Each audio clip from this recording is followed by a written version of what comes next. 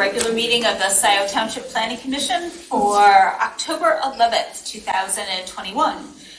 We are using a hybrid platform, and for members of the public who have joined us by video or phone, your microphones are muted but will be opened when appropriate in order to minimize disruptions to the meeting and connectivity problems. Only members of the Commission will have video. Applicants and staff have video access but have been asked to turn off their cameras until called upon.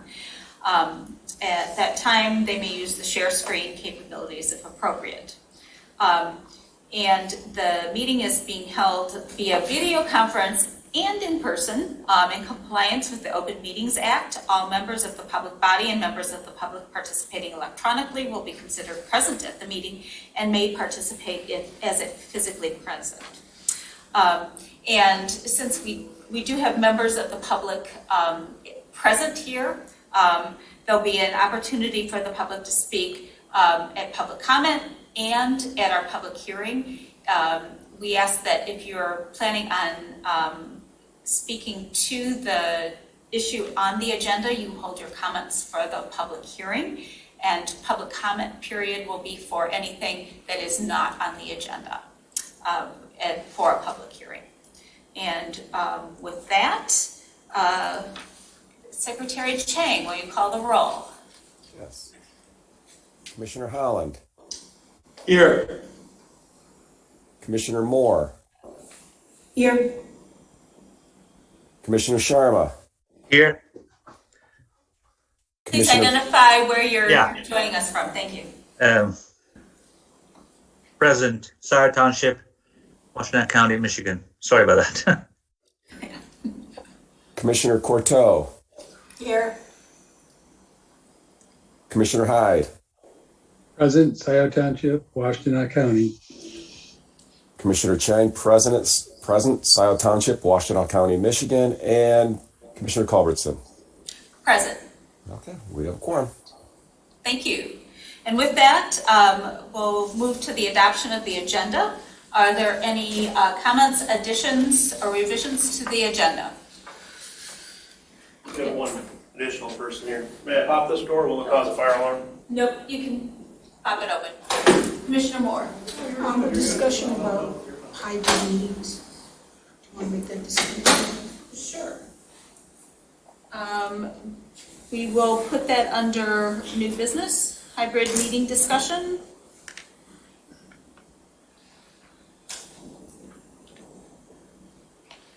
Any other revisions to the agenda? Then I will entertain a motion to approve the agenda as revised. So moved. Moved by Commissioner Courteau, support by Commissioner Sharma. Any further discussion? Roll call vote, please. Okay. Holland. Yes.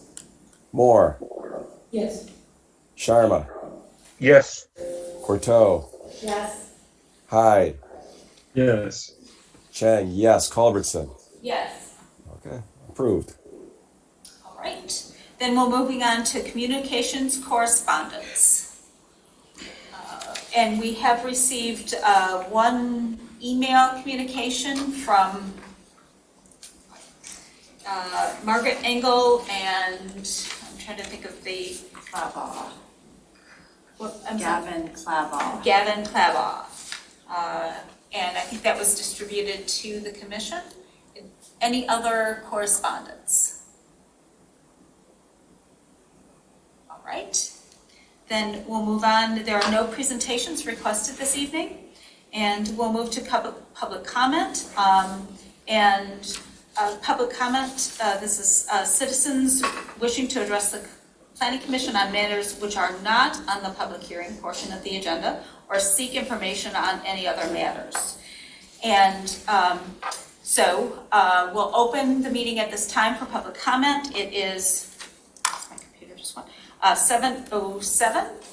And we'll start with anyone that is physically present and move on to the online attendees. And online attendees, you can indicate that you would like to provide comment by clicking the raise your hand button found at the bottom of your screen if joining by computer, or the top of the screen if joining by tablet. Your microphone will be enabled one at a time until all online participants have had an opportunity to speak. When you are unmuted by the host, you will see a dialog box that says stay muted or unmute myself. Please choose unmute myself if you wish to speak. Then third, anyone who has phoned in will have the opportunity to speak, and I ask all callers to raise their hand by pressing *9 and then press *6 to unmute, and we'll take turns. Comments must be limited to 3 minutes unless you're speaking for an organization, and then the limit is 5 minutes. So we'll move to anyone who is physically present that wishes to address the Planning Commission on anything that is not on the public hearing this evening. Okay, seeing none, we'll move to online participants. Okay, we have 8 online participants, and if any of the folks online would like to comment about things that are not on the agenda tonight, please raise your hand. We'll wait for a moment.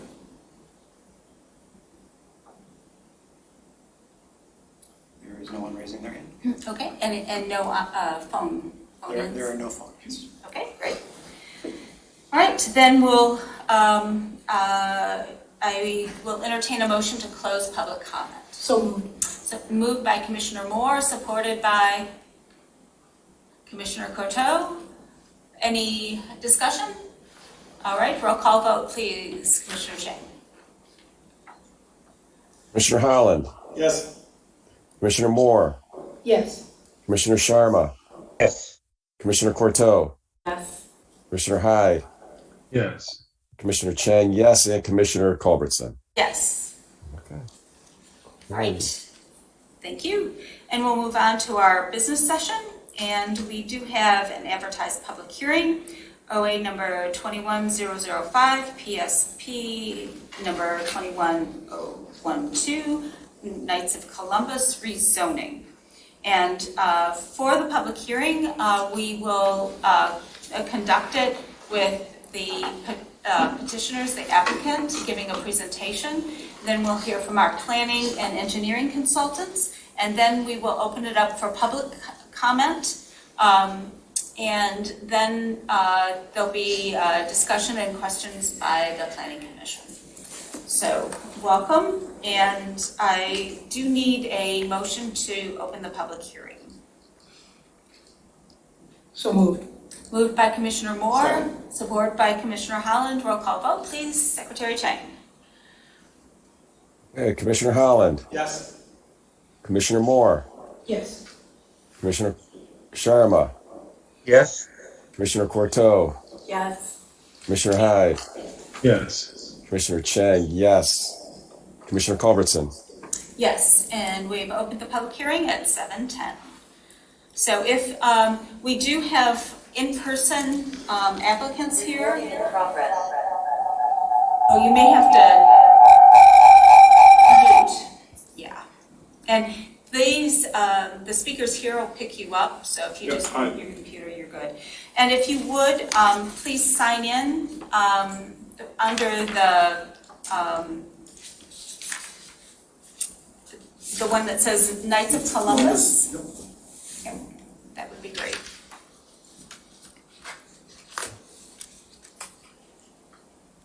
All right, and we are going to do all of the presentations via Zoom to present, and but the mics will pick up your voice in the meeting hall.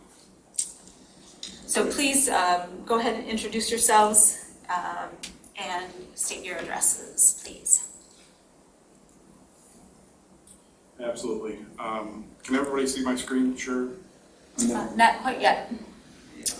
Yeah, I think you have to move it over to the laptop.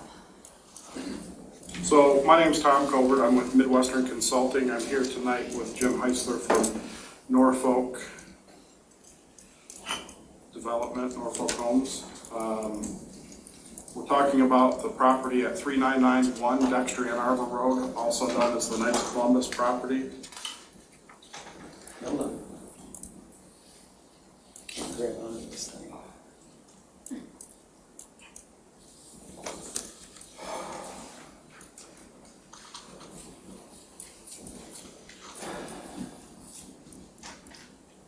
Let's see here. Try this. We're just working on the share screen in the meeting hall here.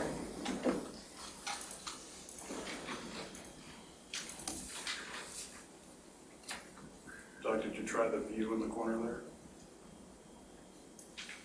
Hit the view.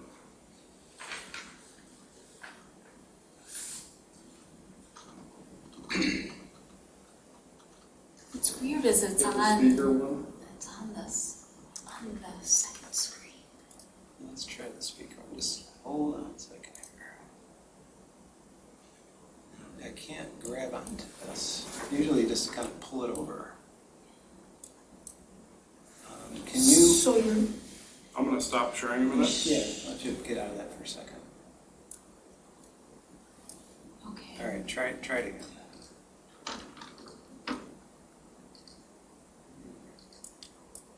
There we go. There we go. I just couldn't, for some reason, I couldn't grab onto it in the other window. Oh, now, but we've lost our, What? I can't see. Okay, that'll be fine. We'll go back afterwards. Because we can't see the other commissioners. That's okay. We can do this. Okay. Yeah. Yep. I don't think we can do both. It's nice to have this big. It's nice that it's this big. Yes. Personal prize. All right. All right, excellent. So our site location, we are 46.7 acres. We have frontage on Dexter Ann Arbor Road or Ann Arbor Dexter Road, depending on where you're from. We're north of I-94. We are west of Zeeb Road, and we're east of Delhi Road. This is just a couple of maps you would be familiar with GIS and Google Maps. With the project, we're proposing a 47 lot or home single-family subdivision utilizing the PUD ordinance. We had a number of development goals when we started the project, and that was to be consistent with the master plan, zoning densities, or future land use plan from the master plan with regard to density. We wanted to cluster the development, creating a quality single-family residential neighborhood. We wanted to provide for extensive open space. With our plan here tonight, you'll see that we're 70% or more in open space. We have both active and passive recreation. We have the restoration of a historic pavilion that's sitting on the property that's been used historically by the Knights of Columbus. We'd like to restore that and utilize it for social gatherings.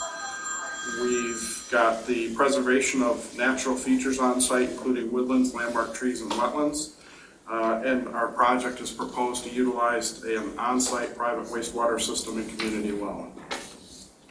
We think we've achieved those goals with the cluster development that you'll see here. We have performed extensive site analysis limited to the areas generally of the site impacts and then a bit beyond those site impacts. You'll note that in your master plan, this is identified as a priority 3 bioreserve for the woodlands, landmark trees, and the wetland area. We've have those shaded here in green. The master plan identifies the site as low density residential with up to 1 dwelling unit per acre. The zoning map, we're adjacent to such zonings as R2 single family, R1 single family, and agricultural properties. You can see that with this, there's been a general development trend from I-94 both to the north and to the south for more intense uses, and then as you go further north or further south, less intense uses to a lot of extent there from the R2s that are adjacent to I-94 transitioning to the R1, which is north of Dexter Ann Arbor Road. Our site layout, which you've had an opportunity to look at, includes the 47 homes clustered to the northeast of the site. We have private roadways. Those private roadways would have sidewalks on both sides. We have passive recreation in that we're proposing a number of walking path areas and natural paths throughout the site and down into the ravines connecting to the pavilion, the play fields, and the sidewalks that would exist along the private roadways. We have 100-foot PUD buffers around the extent of the property.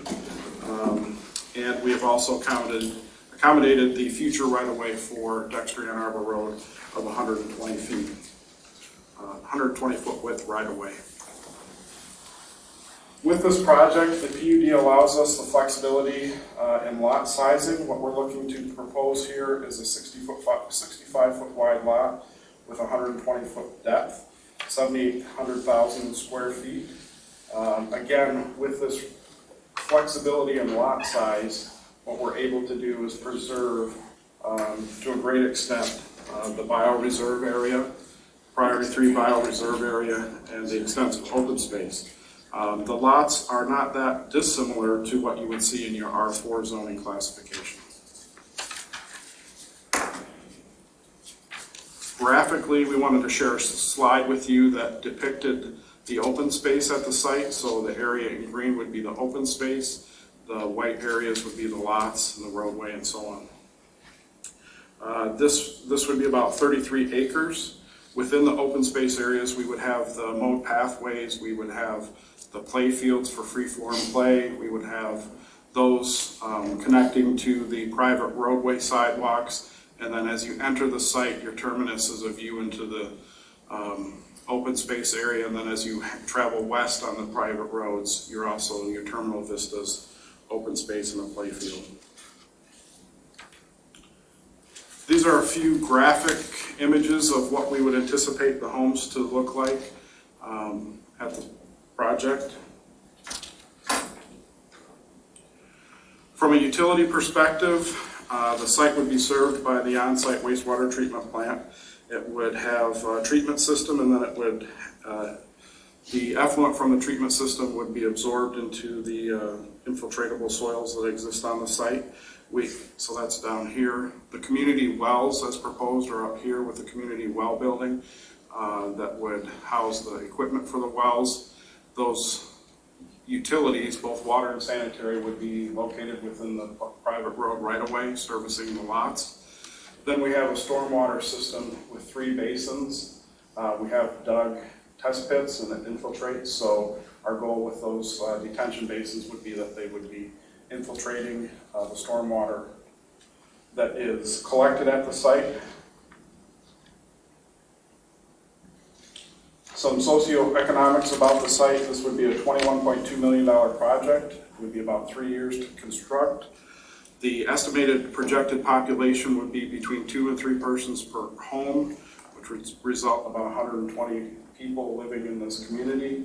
The median age at about 42. We anticipate that would equal an annualized tax revenue for the township of about $445,000 and about $446,000 for the school system. Through the course of the project, we've had the opportunity to meet with the consultants to the township, review multiple different layouts and concepts, which have led us to the concept that we had submitted to you folks for input in the public hearing. We've also submitted to the various county agencies and received input and comments from them. What we plan for today is to participate in the public hearing, receive input from the Planning Commission. We would like to then meet with consultants and review the comments with some questions that we have, and then revise the plan and be back before you to consider the PUD. So that's our brief presentation tonight. Thank you. All right. Thank you very much. Carlisle Wortman. You could stop your screen share. Okay. Oh, I do want to say that prior to the convening of the Planning Commission, we did receive an email from Roger Rayle, R-A-Y-L-E, and that will also go into the record of correspondence. We send that to. It went to the Planning Commission, so. Jan, did we all receive that? Yes, it did go to the Planning Commission, and I got it at 6:58. I'll re-forward it if you did not get it.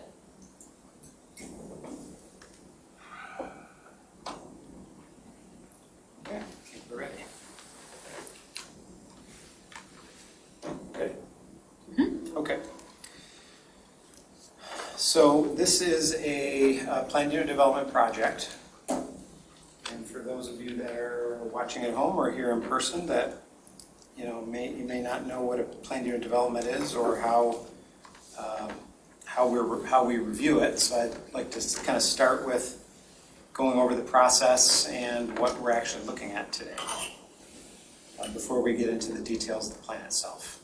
So a planned unit development in the case of Scio Township is a site plan that is combined with a rezoning. So it's a rezoning and a site plan together. So if a planned unit development is approved, it has to be built precisely as it was approved by Scio Township. The reason people do planned unit developments is they're trying to do something with some flexibility that they might not otherwise have under the current zoning. Current zoning in this case is recreation conservation, but as was mentioned by the applicant, the property is planned for 1 acre home sites.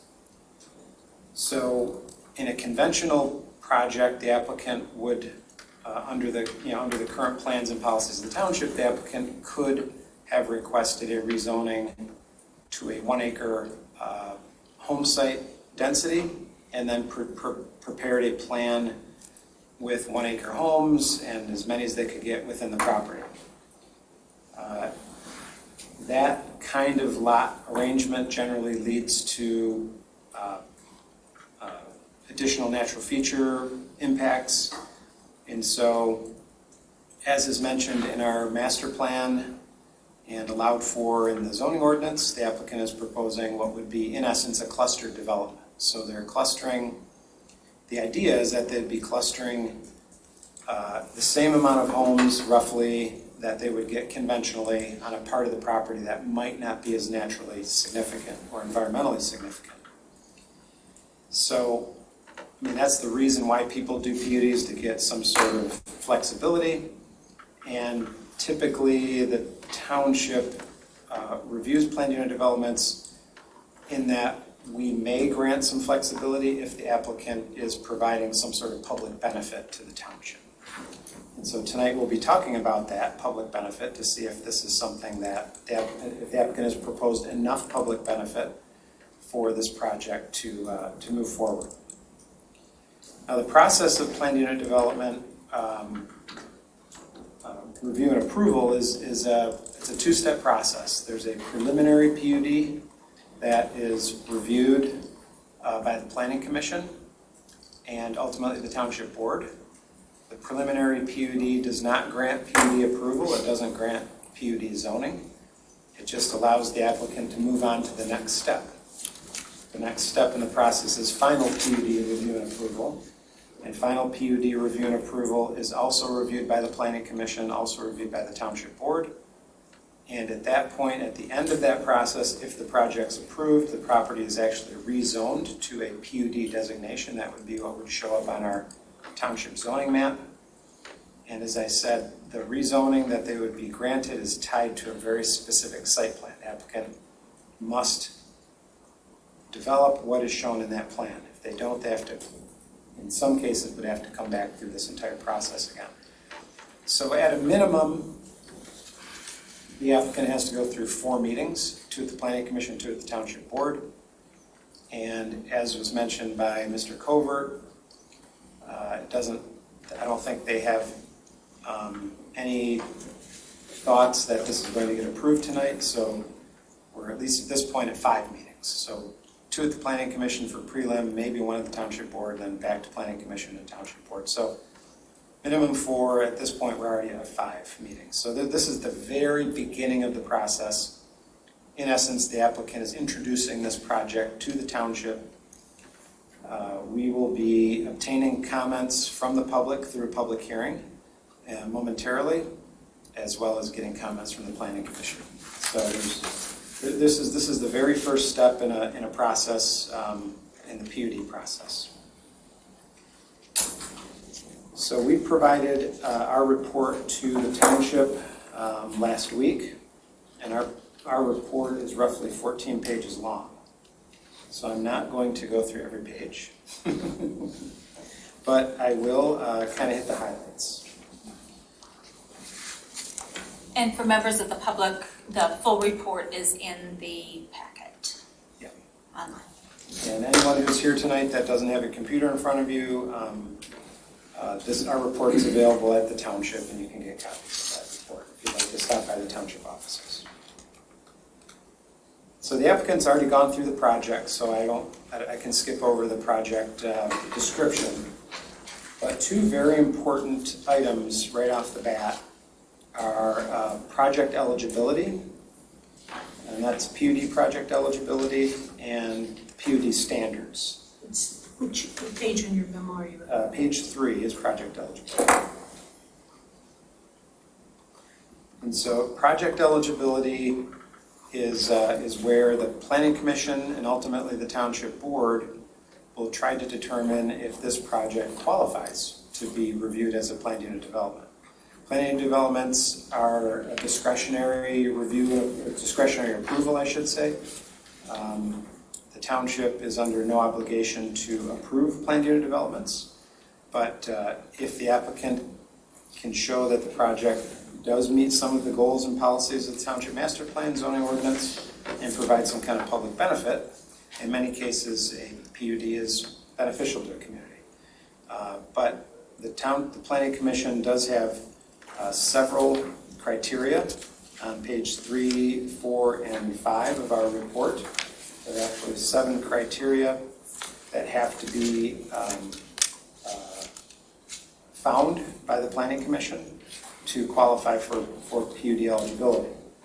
Now, I will just read those eligibility criteria for the public. I'm not going to go through my comments, but I will go through that. And if the Planning Commission has any comments when I'm done with the questions, when I'm done with the report, I'll try to answer those. But just for those watching and those in the attendance, these are the things that we have to try to determine. So the first is that the PUD district is intended to permit flexibility in the regulation of land development, encourage innovation in land use and a variety of design, layout, and type of structures constructed, achieve economy and efficiency in the use of land, natural resources, energy, and the provision of public services and utilities, encourage useful open space, and provide better housing, employment, and shopping opportunities particularly suited to the needs of the residents. So that is one of the criteria. The second is approval of a PUD must result in one or more of the following. The first one is a recognizable and material benefit to the ultimate users of the project and to the community where such benefit would be otherwise unfeasible or unlikely to be achieved without application of the PUD regulations. The third thing is protection and preservation of natural resources and natural features of a quantity and or quality that can be clearly demonstrated where such benefit would otherwise be unfeasible or unlikely to be achieved without application of the PUD. And then the final item of this criteria is that a non-conforming use shall to a material extent be rendered more conforming and compatible with the zoning district. So one of those 3 has to be met to meet that criteria. Third criteria, number 3, is the proposed type and density of use shall not result in an unreasonable increase in the need for or burden upon public services, facilities, roads, and utilities. So with this criteria, we look at things like impacts to roads, impacts to township, impacts to police, fire, things that might cost the township additional money if the project is to be approved. The fourth item is that the proposed development shall be consistent with the public health, safety, and welfare of the township. The fifth item is that the proposed development shall minimize any negative environmental impact of the subject site or surrounding land. 6, the proposed development shall minimize any negative impact upon surrounding properties. And the 7th and final criteria is that the proposed development shall be consistent with the goals and policies of the Township Master Plan. So we have some items to be addressed, which I will read. The items to be addressed in our review in looking at those criteria are: 1, the Planning Commission will need to affirm that the proposed project meets the PUD eligibility criteria contained in section 36.245C. And 2, the applicant shall demonstrate the location and preservation of Priority 3 Bioreserve And 3, the applicant should demonstrate how impacts of the project will be mitigated for those immediate residential neighbors. So those are the 3 items that are kind of covered within those 7 criteria. So in addition to those criteria, there are 4 PUD standards that have to be met. And we address these 4 PUD standards throughout the body of our review, but I would like the criteria, I will also read these standards for the record.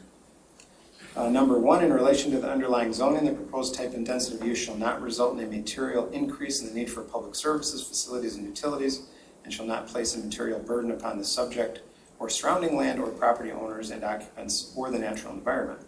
Number 2, the proposed development shall be compatible with the township master plan and shall be consistent with the intent and spirit of the PUD ordinance. Number 3, the PUD shall not change the essential character of the surrounding area. And number 4, the proposed PUD shall be under single ownership or control such that there is a single person or entity having responsibility for completing the project in conformity with this ordinance. This provision shall not prohibit a transfer of ownership or control upon due notice to the zoning administrator. So the items to be addressed here are the Planning Commission to determine if the PUD meets the intent of the outlined standards of the district. So I wanted to put those right up front in our review so that we can get into whether the Planning Commission believes the project proposed meets those PUD criteria.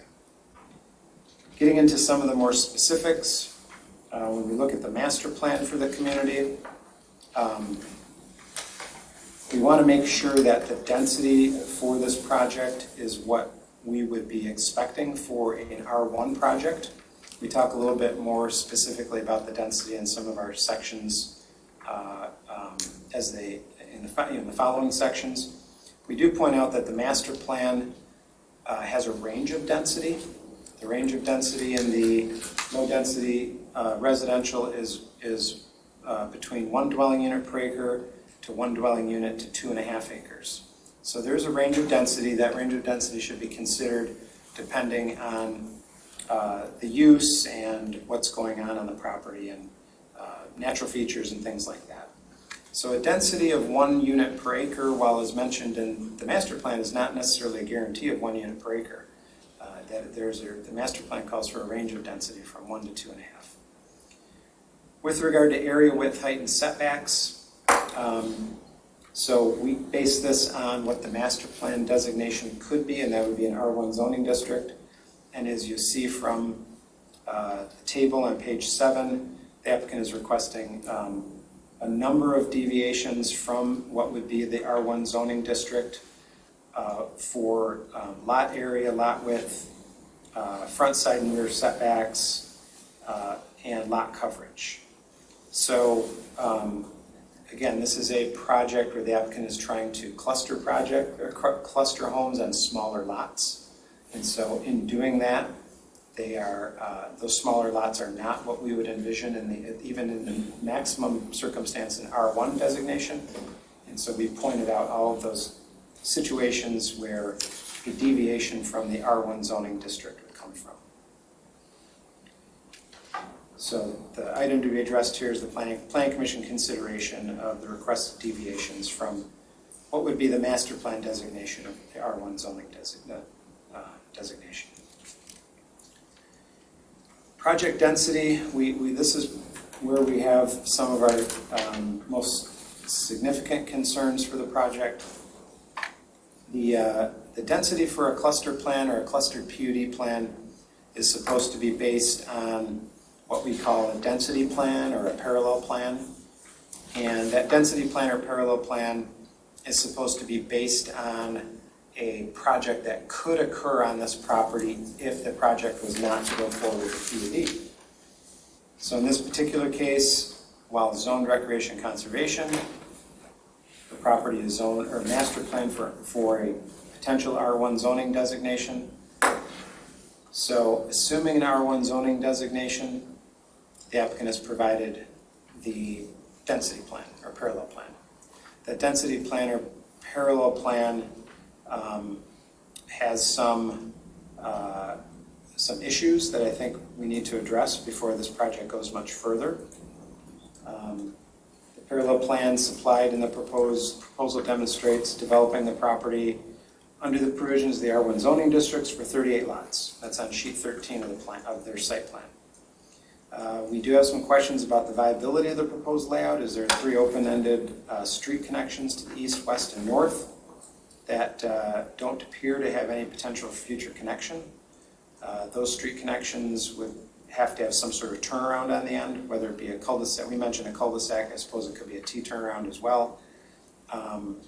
And so that would take up some area of some of the lots. Also, some of the lots as proposed in the density plan are shown in open water or pond. And so the parallel plan has to be something that could be developed if the PUD plan wasn't approved. And homes in that close proximity to water are unlikely to be viable. The parallel plan, in our opinion, we've got some concerns here that we'd like to see on a revised parallel plan, and that is all existing natural features be shown, all lot dimensions be shown, the elimination of 3 dead-end roads, or either elimination of them altogether or incorporation into cul-de-sacs or turnarounds in some manner. We do mention earlier in this section that the county soil survey information, or we would like to see county soil information, because as shown, the 38 unit 1 acre development would be reliant on septic and well. And so we would like to have some verification that this layout could be developed with septic and individual septic systems and wells. We have some concern, we mentioned that in a section coming up, that according to the county soil survey, some of the soils in the northeast corner of the site are not optimal for septic systems, so we have some questions about homes being located in that location. And then the density plan, while there's a note on the plan that indicates that stormwater will be underground, that we'd like to see where that would happen, because there's no place for that except for under the roads in the project. So, or maybe under some easements behind homes. So anyway, that has to be addressed, how that would be addressed, because the plan does not appear to show adequate stormwater holding capability. Page 9 is our natural resources section. We go through a number of natural resources. We go through topography, woodlands, wetlands, soils. We already talked about the soils being, county soil survey indicates that soils for septic are very limited in the northeast corner of the site. The applicant did provide a tree removal plan and tree inventory. However, we would like to see that tree removal plan added to the site plan so that we can see if there are opportunities to preserve or protect additional trees. It's hard to look at the site plan and look at the tree removal plan and try to overlay them. And so we would ask in the next version of this plan that the applicant overlay the tree removal plan onto the site plan to see if there's any other opportunities for tree preservation on the site.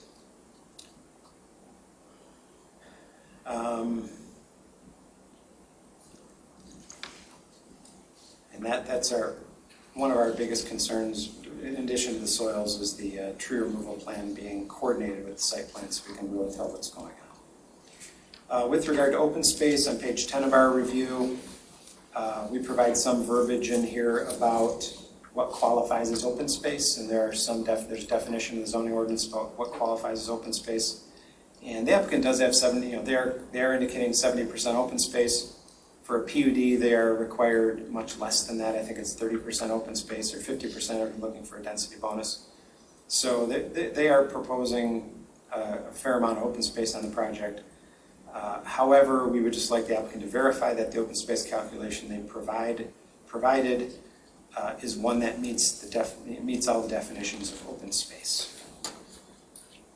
The applicant's indicating a mode path, and we would ask that the applicant look at something other than a mode path. Mode paths tend to go away if this is truly a benefit to this project.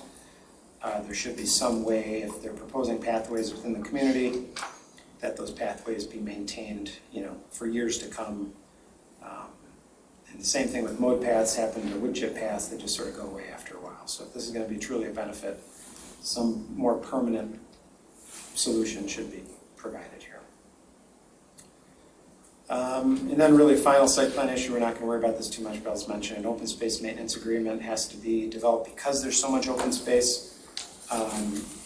We're going to want to know how that open space is going to be maintained in the future. So some kind of open space agreement that allows that to be maintained in perpetuity so that, 10 years from now, 15 years from now, someone isn't tempted to try to develop that property as well. So that open space has to be left in some sort of permanent open space. That's more of a final PUD issue.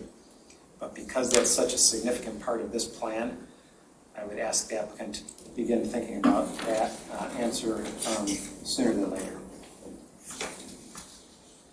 With regard to building location site arrangement, at this point,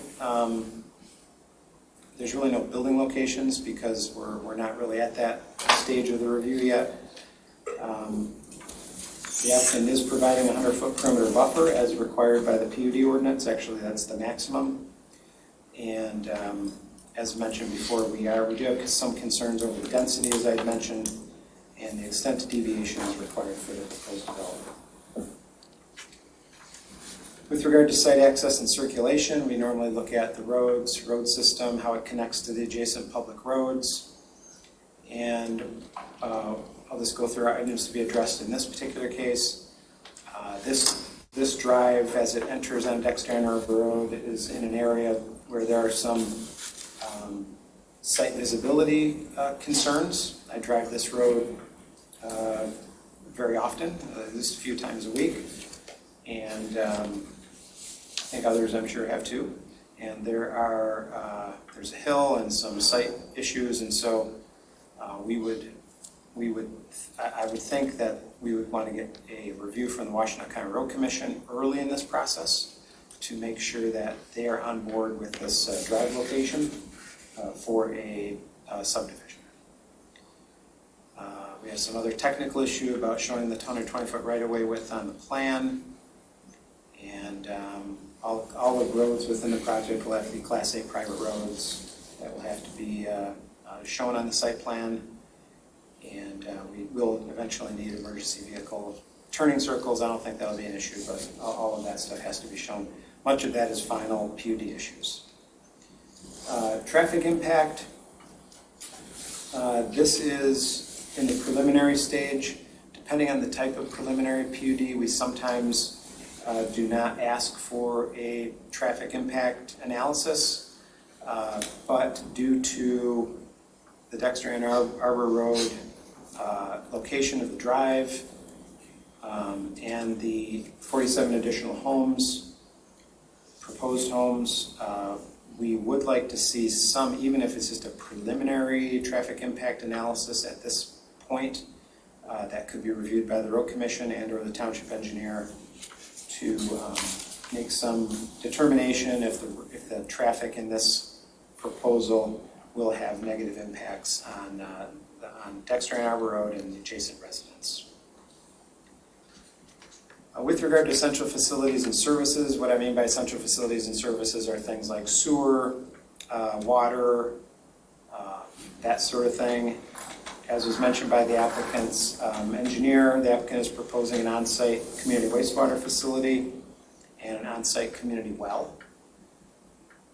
There are setbacks required for particularly the on-site community wastewater system. Now, the wastewater system is being located as far to the south of the property as possible, which is good for this type of system. It's being located as far from adjacent residents as possible, right up to the I-94, or near the I-94 right-of-way. That being said, there are some setbacks to community wastewater facility systems, and our ordinance does not differentiate between setbacks from a I-94 right-of-way or adjacent to residential. So I mentioned on page 12 of our report all of those setbacks. ordinance does define those setbacks as all facilities that are above and below grade. So those facilities will have to meet the setbacks from the on-site community wastewater facility ordinance.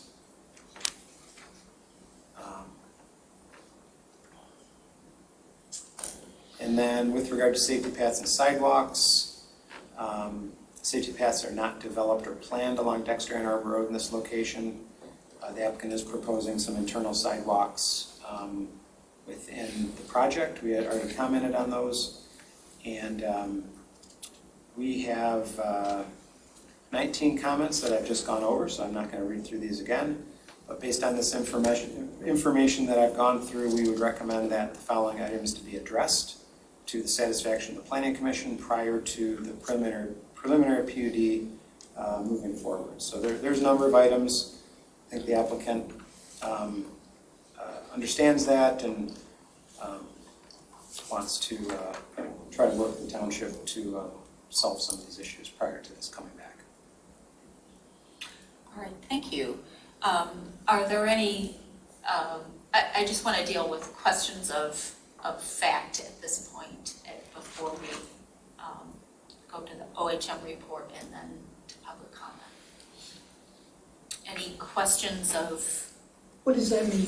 A fact of opinion, recommendation, or site? Just clarification. Clarifying questions. We'll have time to talk about specifics and reasons and that sort of stuff. So Well, any kind of clarifications. I do Yeah. have a question. I'm not sure where it falls, so you Yeah, correct me if I'm wrong. go ahead. So I've been reading, I read your memo in quite a bit of depth, and I've looked at the current master plan, low density, Huron River sub-area definition and all that you mentioned in your memo, and I've looked at the new language in the proposed. So what I think I'm hearing you in several places in your memo articulate a concern about the density Yes. proposed in the project. Is that fair to say? Yes. Okay, good. Because I have that concern too. And I was just doing some numbers before I left home, and I look at 47 units. If there's, let's just round it off, 47 acres instead of 46.7, but 47 acres, 33 acres of the 47 leaves you with 14 acres to build on. And if you take 14 acres and divide that into 47 units, you got 3.3 units per acre. So we're going from 1 acre to 2.5 acres, or whatever that upper level is, to 3.3 units on 1 acre. I just wanted to share that.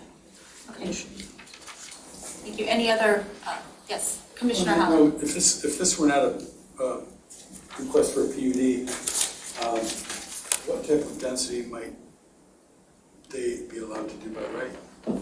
Well, I mean, that's the trade-off. The applicant could request a rezoning to R1, which would be a 1 acre density. So if you're looking at total number of units, the idea of PUD as well as our cluster provisions of the zoning ordinance, which are two different things, is that the applicant could get the same number of homes that they would get across the entire property on a clustered spot. And the whole idea behind that is to preserve natural features and open space. So clustering all of those lots on a smaller area is what the goal of a clustered project is. So you can't discount the rest of the site as they're only developing on a small parcel, because they are using the density for the entire site and concentrating it in one small location. It's just what we've been asking people to do. Yeah, and that's what. So you can build on wetlands and woodlands? Yes, you could actually, absolutely. And those wetlands and woodlands would be acceptable for septic? That's one of our questions. Right. I think you would run into some problems, don't you? Well, yeah, that's up to the applicant to I mean, address. based upon your assumption here about Yes. if we do this, we got this, if we do that, we got this other thing. Yeah, but the whole, so, not to digress too much, but the idea of clustering came about a number of years ago, many years ago, because developers didn't have any other option. So they would clear a lot of trees, fill in wetlands, things like that. So in an effort to minimize those kinds of impacts, many, many years ago, this idea of cluster development came into being. In fact, it became required in every zoning ordinance in Michigan to have a clustered provision in your zoning ordinance. So every zoning ordinance is required to have a clustered option provision, specifically so that development doesn't have to stretch from east to west, north to south to get maximum density. You can still get maximum density by taking those homes and putting them on a smaller piece of property, hopefully on the part of the property that is most suitable for development. So in this particular case, the applicant has attempted to do that. Now, I do have concerns with density, but if you look at where they're clustering the homes, they are on primarily an open field. The areas that are wooded and wetlands, they are trying to maintain without development. So in essence, the applicant, now again, I have some concerns and issues with what they proposed, but generally speaking, they are proposing a kind of development that our master plan and zoning ordinance would promote. Commissioner Coto. Thank you. So you said they could request an R1 zoning. If they did not request R1 zoning, would it stay at 2.5? 2.5 acre lots and as part of the OAR? If it was, well, it's currently zoned recreation conservation. And I believe the recreation conservation minimum lot size is 5 acres. So in theory, if they didn't do anything, they could stick one house in every 5 acres. But it's not planned for RC recreation conservation. It has been planned for many, many years as 1 acre residential home sites. So Doug, are there some, I assume there's some density bonuses involved or no? PUDs allow for a 25% density bonus if you meet certain criteria. And that is open space and Yeah, percentage of open space, buffer, community benefit. yeah, there are 3 or 4 criteria. And the applicant indicates that they've addressed those to get the 25% density bonus. Commissioner Hyde, did you have a question, clarification question? Yes, I did.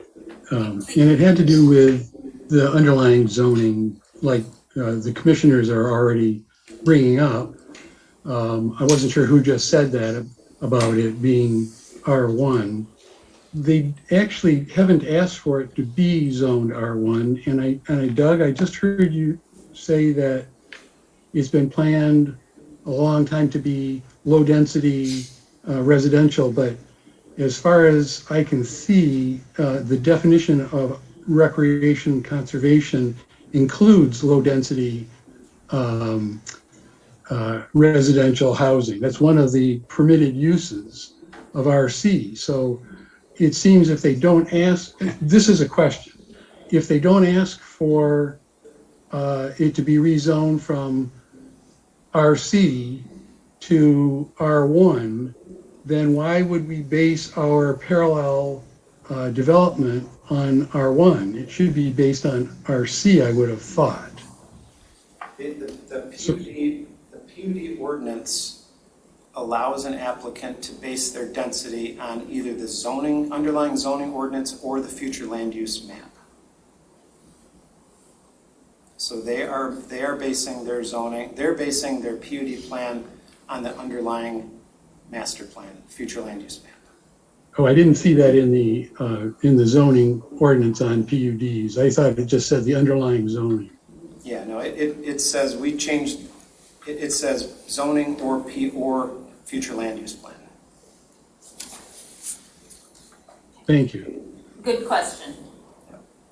Any other clarifying questions for Mr. Luan? All right. Oh, I have one. Commissioner Moore. So I'm looking at the statute, or sorry, the ordinance under section 3-247. It talks about PUD project densities. And correct me if I'm wrong, in subsection A1, it says that the PUD project shall not exceed the number of dwelling units permitted in the underlying zoning districts or the density as proposed in the township plan, master plan. Now, that's just what you were saying, right? Yes. Okay. Yeah. But so the RC zoning allows a 1 unit per acre? Is that what No, I believe it's, well, I'll tell you in a second. I thought it was 1 per 5 and maybe 1 per 2. While you're checking No, that. it's 1 per 5. It is One- 1 per 5, yeah. One what? 1 to 5. One unit per 5 acres in the RC zoning district. Okay, so that's even more restrictive. Yes. Okay, and then the other one we look at is the underlying zoning district, which is more restrictive, and then township master plan, which is restrictive as well, in terms of 1 unit per acre or 2 acres. Correct. Right? So maybe I'm reading this as a restriction on the development of a PUD. It says a PUD project shall not exceed the number of dwelling units permitted under the underlying zoning districts or the township master plan, where the underlying zoning district is RC. I think that the controlling there is or. Okay, So it's or the township master plan, Yes. which both of them are restricted. Well, the township master plan is a range from 1 unit per acre to up to 2.5. So Right. they are choosing to come forward with a project at 1 unit per acre, as showing in their density plan.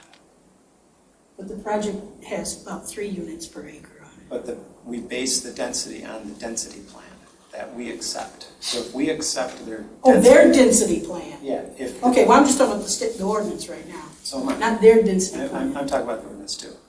So The I guess ordinance- I'm understanding this ordinance to say that the developer is limited to those 2 types, either the They are. RC, the existing zoning, Yes. or the township master plan. Yes, And both of them would not permit that kind of zoning. that's wrong. The master plan Okay, allows wait. between 1 unit per acre up to 1 unit per 2.5 acre. So Correct. they have chosen to come forward with a project with a density of 1 per 1 acre. It's up to us to either accept that or not. That density is, they are showing it, although I don't agree with it, they are showing their density at 1 unit per acre in their parallel density plan.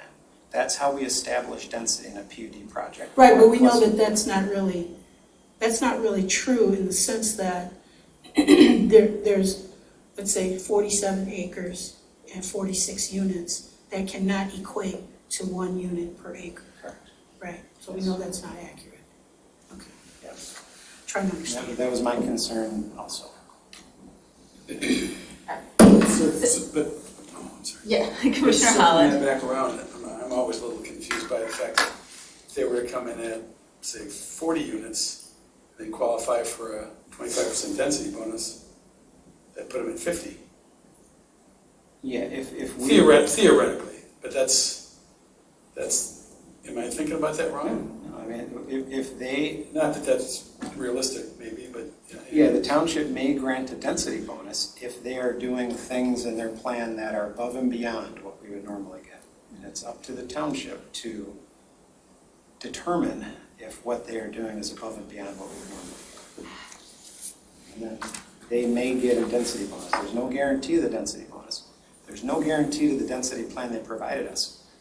In our review, I pointed out the issues that I have with the density plan. I don't think it's a realistic density plan.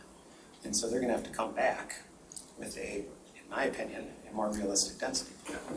Because that's really the big, getting a density plan that we all can agree on is where we start. That's where we start with this project. Okay. All right, so we cleared up the density piece as far as interpretation of the ordinance. Any other clarifying questions? right, then I'd like to go to OHM, and they'll present, and then we'll open the public hearing to the public. Good evening, everybody. Glad to be here virtually tonight. Our letter was issued on September 21st. I'm going to echo a lot of Doug's comments in terms of our PUD comments, so I apologize. Applicant shall clearly identify the proposed public benefits as part of the PUD rezoning. We obviously defer negotiation, discussion, and approval of those to the township staff, planning commission, and board of trustees. However, we do recommend that we are involved in anything that relates to infrastructure improvements or off-site road improvements, just so we can help guide the conversations. As Doug mentioned, we will need a traffic impact study for the proposed site. That will need to be submitted both to my office as well as the road commission. And then we had a couple of comments regarding the parallel plan. Doug also noted these, so I'll just briefly touch on them. Stormwater management location, currently it's noted to be underground. We actually want to see where those are and what the sizing of those might be. The location of the proposed community well and wastewater treatment plant and or individual wells and individual septic systems should be shown on the plan so we can make sure the spacing works for those. And then provide cul-de-sac turnarounds for site accessibility. Obviously, we'll need to work with the Township Fire Department on that as well. And then we had some preliminary site plan comments.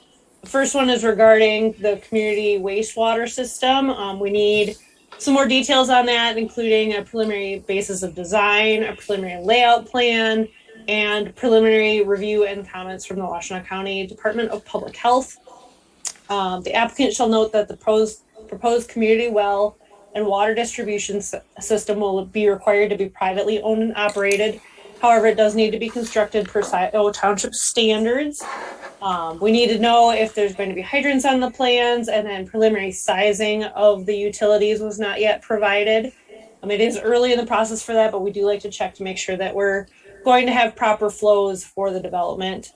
We had some minor stormwater comments in regards to the calculations that need to be updated. We also noted that this is an area of known drainage concerns. So knowing that, it appears the proposed basins may not be adequately sized based on those existing concerns. So we're asking the applicant to work with us and verify that sizing, including a preliminary drainage area map and some of those things. There's a couple other minor comments in here. Will the existing pavilion be ADA accessible? We need preliminary cross sections for the roads, the sidewalks, the mode pass, if that is what is proposed to go forward. And the rest of these are minor housekeeping items. So we're asking that these be addressed prior to the applicant coming back in front of the Planning Commission for approval. The applicant has already reached out and requested a staff review meeting, so we look forward to working through these with them at that time. Thank you. Any questions of clarification? Commissioner Moore. So, Ms. Voss, where does the wastewater treatment facility drain out to? It drains to groundwater, so it'll actually all drain out underground. So it'll go through the sand. It works just like your standard home septic system, except it's a larger scale. Okay. And so that would be, I was having difficulty seeing your layout earlier. That would be underneath the proposed homes? It is located, I believe, Tom, maybe you can share your screen again to show that plan, to show the exact location, but it is located to the south of the homes. So it would, it goes to your underground aquifer as it sorts through the layers of soil. So it won't directly outlet to under the homes, but it does go through the soil out into the normal groundwater, just like your standard home septic system usually works. There's some pre-treatment before it infiltrates, so it's essentially clean water being infiltrated into the ground. And how far is that little round green area that I think Commissioner Holland was pointing out? How far is that from the wetlands? I would need to look at the plans. I don't have that in front of me right now, but there are ordinances for how far that needs to be and what separation distances they need to be away from those types of features. That also comes into play under the County Department of Public Health and their review. We don't know how far that is that fair to say? what I'm you sure see it's thus on the far. plans. Okay. Tom may be able to answer that question. I just don't have the plans pulled up right in front of me right now.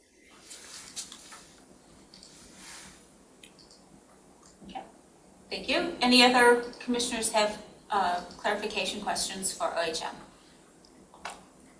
Okay, seeing none, then we'll begin the public hearing with public comments. Thank you, and we'll have the applicants come back up afterward.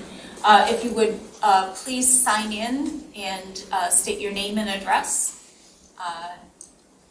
We'll start with folks in the room and then move to online and then the phone. Would anyone present like to address the Planning Commission? More than happy to. Looking for my last note though. Yeah, you need to come to the table and Looking sign for my in, last note please. here. Okay. Yeah, awesome. Come on, no problem.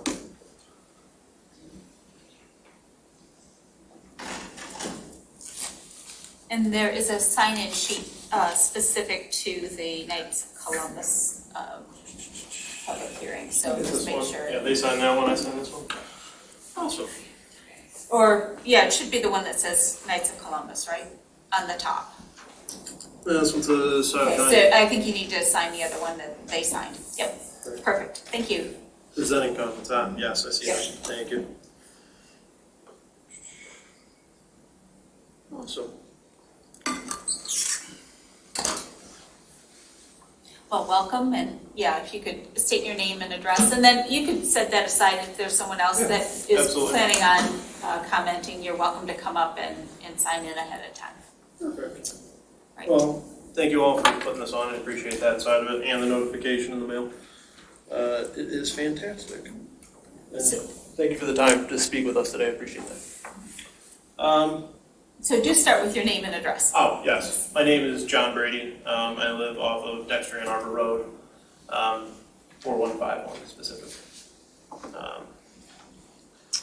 So a couple questions. This came up. We kind of knew that. We're relatively new to the area on that side, but again, we knew that this was a potential option in that side of it. A couple questions. My main concern, three main concerns realistically.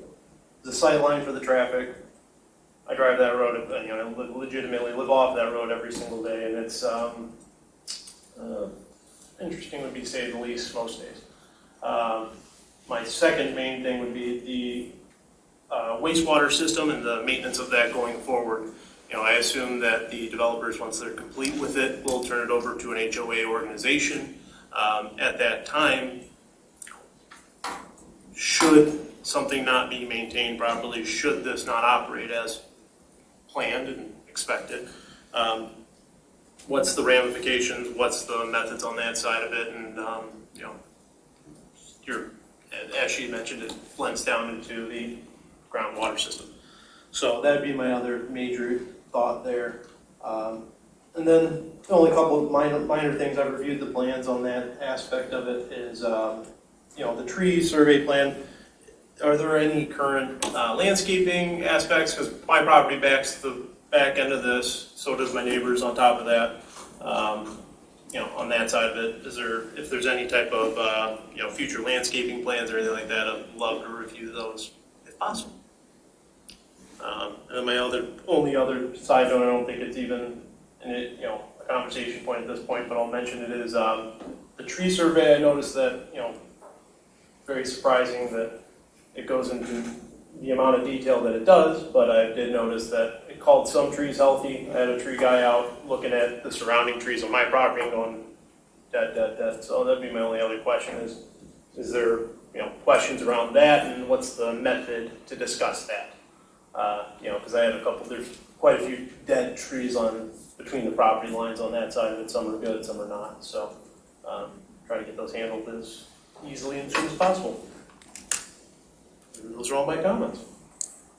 Thank you very much, Mr. Brady. Thank you. You're welcome to come forward. You just need to sign in on one sheet. I think that's, Yeah. okay. Yep, make sure I'm doing the same one again. All right, great. All right, thank you. Welcome. Thank you.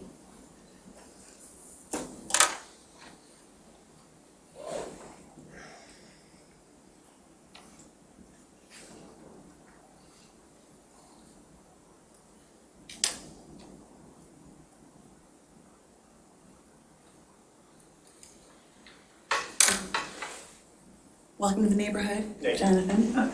I know right where you live. Everyone does, everyone drives past it. But my name is Tina Budzinski, and I am a resident at 380 West Delhi Road. And believe it or not, we've lived there for 33 years. We moved in a long time ago, and we've really enjoyed our property there that backs up to the Knights of Columbus property. And, we always figured, even when we moved in, that, at some point, it would be, potentially developed. But when, we talked about preserving open space, and it came up at one point that maybe the city was interested in it for community purposes as well, I thought that that was kind of neat, and I wonder, why the township hasn't looked at that property as being something that might be preserved. Kind of jump back and say I'm not in favor of the development, I'm not opposed to the development. I do like the idea that homes are clustered, but I really kind of agree with Commissioner Moore's point and Mr. Lewin's point about not all of that property is buildable or could even support a drain field or anything. So, as far as the calculation of that density, that would contribute to even like more traffic on a road that's really very limited. It doesn't meet, Dexter Ann Arbor Road does not meet county road standards as it is. We went through that with our road long ago. We ended up not being able to get it paved because of all of the hoops that you had to jump through to make it conform to county road standards. Forgive me for jumping all around. I'm gonna open up my notes again. But so, the entrance off of Dexter, does it just require one entrance, or is there a need? You mentioned the dead ends in here somewhere. But, if there was other property attached, like from Elizabeth, would they consider making another entrance into there? Those are just things that I'm wondering about the overall, how does this plan connect with the bigger plan? The last PUD that you guys looked at and I think got tabled, there was mention of the benefit to the community of that Honey Creek Trail, like a proposed Honey Creek Trail, which is being discussed. So I think as a resident here, I'd be very interested in knowing how those things all tie into it. Traffic study, Ann Arbor AETA bus line, that might be great to reduce the traffic on the road, although maybe increase bus traffic. I appreciate knowing that the RC zoning, you said it was, that I didn't know that it could be built upon. I thought it was RC. I didn't know that that also permitted for buildable lots according to the township plan. My time's up? Kevin, can I have your time? Can I have his time? Can he give me his time? Probably. Do you want to, or can I write in still, or is it too late for public comment to write in? Because I just didn't get around to it.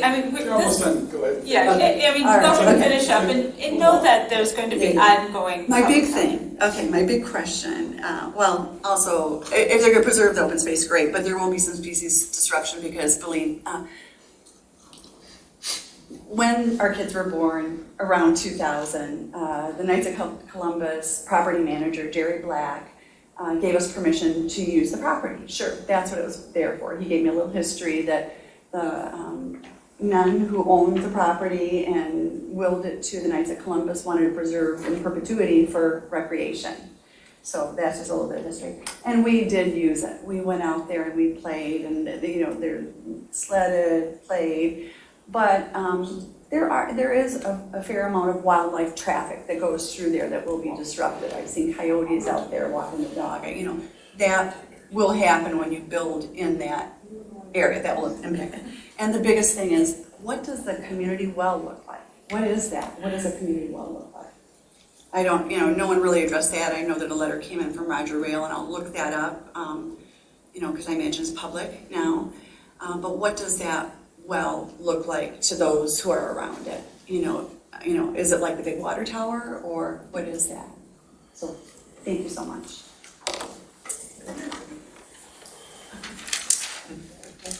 Oh, and the benefits of the township. They mentioned specifically supporting the fire department, but what else? It benefits, tax base and, homes for people to live here, but I don't know, specifically the community. Thank you.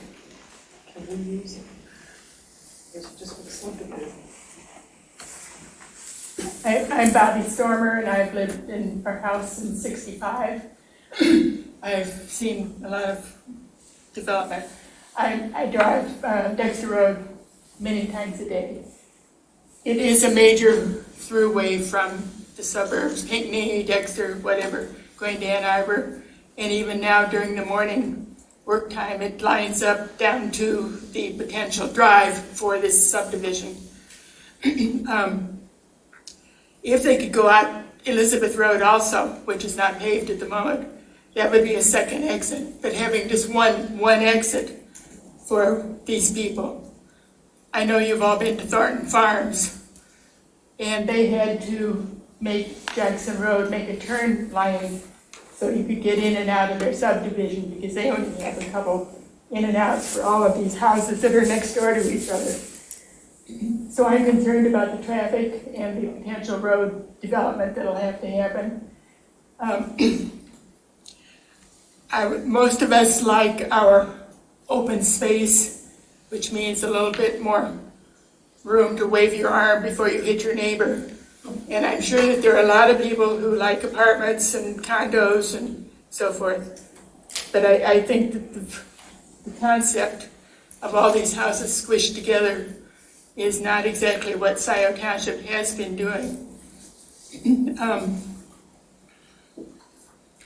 So I'm concerned about the density, I'm concerned about the road, and I'm wondering if you were to build, how much of that 47 acre is actually buildable, because there are large wet areas. So how much of the land, how many acres could actually be built upon?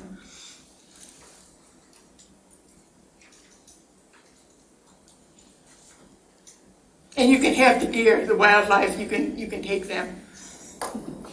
Give them a smorgasbord, though. Thank you. Is there anyone else present that would like to address the Planning Commission? We did not get them. Okay, seeing none then, if you would, Ms. Stormer, if you would just state your address for the record. 4392 Dexter, Ann Arbor Road. Thank you very much. I'm over the hill and down. Just where it starts to level out. So you got to push your brake pedal so nobody hits you on the rear end as you turn in. All right, we'll move to our online participants. Okay, we have 11 participants still online, and now is the time. If you can hear my voice, to raise your hand if you'd like to participate in the public hearing part of this meeting. We do have one hand up from Margaret Engel. And Ms. Engel, I am going to open your link to be able to speak. I think you should be able to speak at this point. Good evening, can you hear me? Yes. I wrote to you, probably all received my letter, and I had concerns about the process. I think we can put those aside for now. They're not important at the moment. We can talk about those another time in another place. I have concerns about substance. But I will say that after hearing the developer's presentation, I feel somewhat better, particularly after hearing the presentation by Mr. Luan. I feel much better because he and you, many of the questions and issues that I have, I really feel like you have our backs. That I'm very grateful for that. So I want to thank you.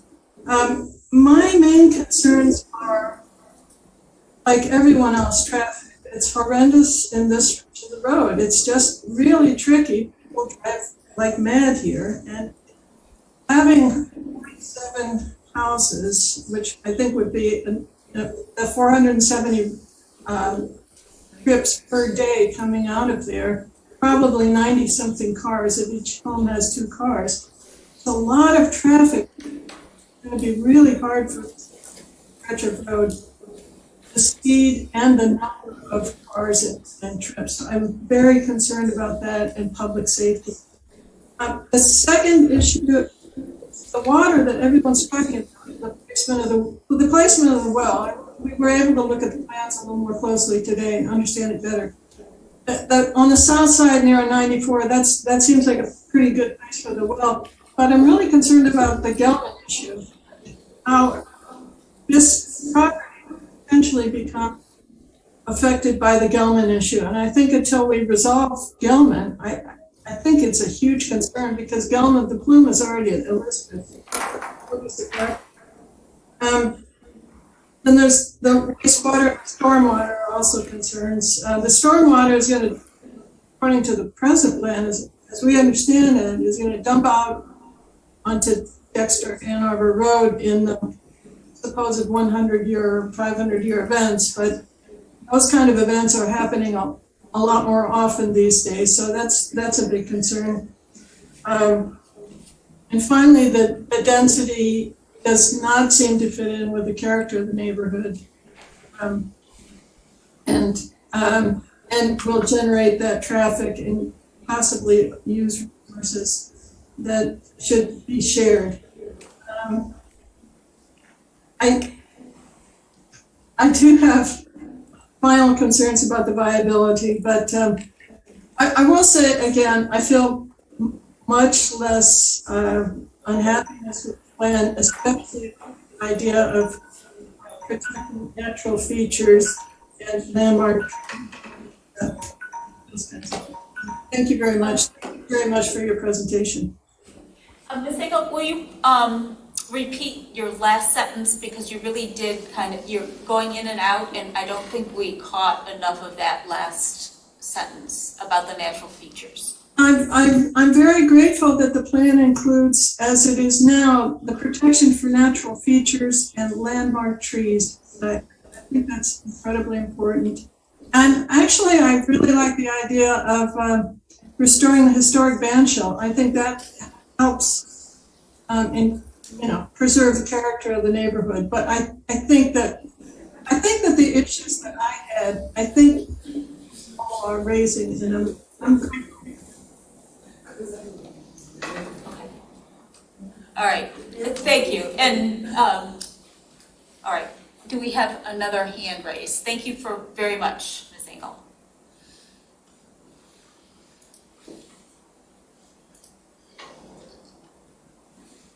Okay, we have, looking at the online participants, if you'd like to speak, now would be your time to raise your virtual hand. No one has raised their hand yet. You can wait for a moment. And we have no one on the phone? There are no phone participants either. At this point, there are no other hands raised.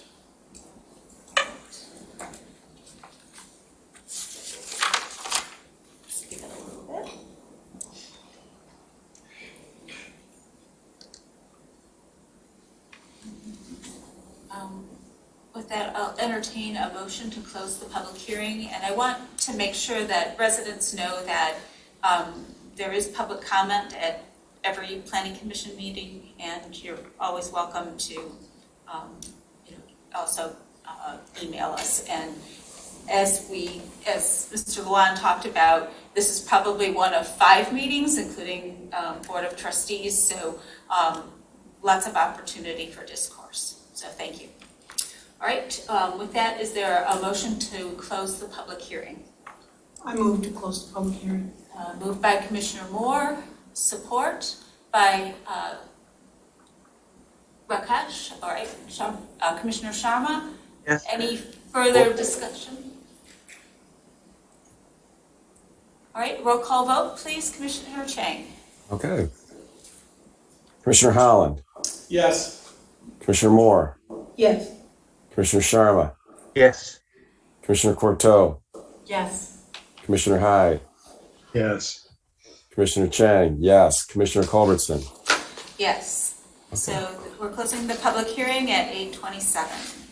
And with that, I'll open up to commissioner discussion. And we'll, let's start with online commissioners, just because it's sometimes harder to go back and forth. So Commissioner Hyde.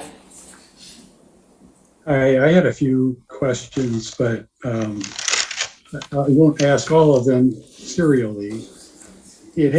My biggest concern is, like Doug Luan was stating, that the parallel plan may have overstated how densely or how many units they could put on the property. So my questions have to do with that.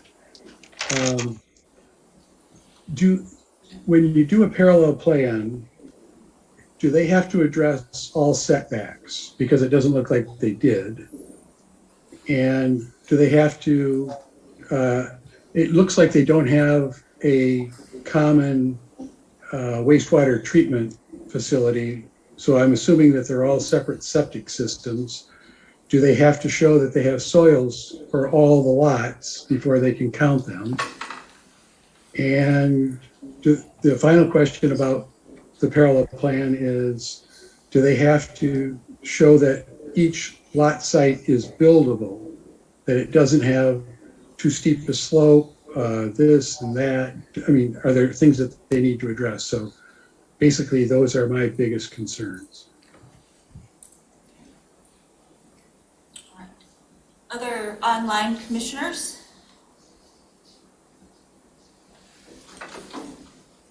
Commissioner Chang. Well, I did take some notes during the presentation. So it's my understanding that the community wastewater does not meet the setbacks as shown on just the preliminary PUD. Is that correct? That's a question for Mr. Luan. I'm sorry. I was trying to catch up to Commissioner Hyde's question. Yeah, So that's fine. I'm sorry. A question about the setbacks that the community wastewater doesn't meet.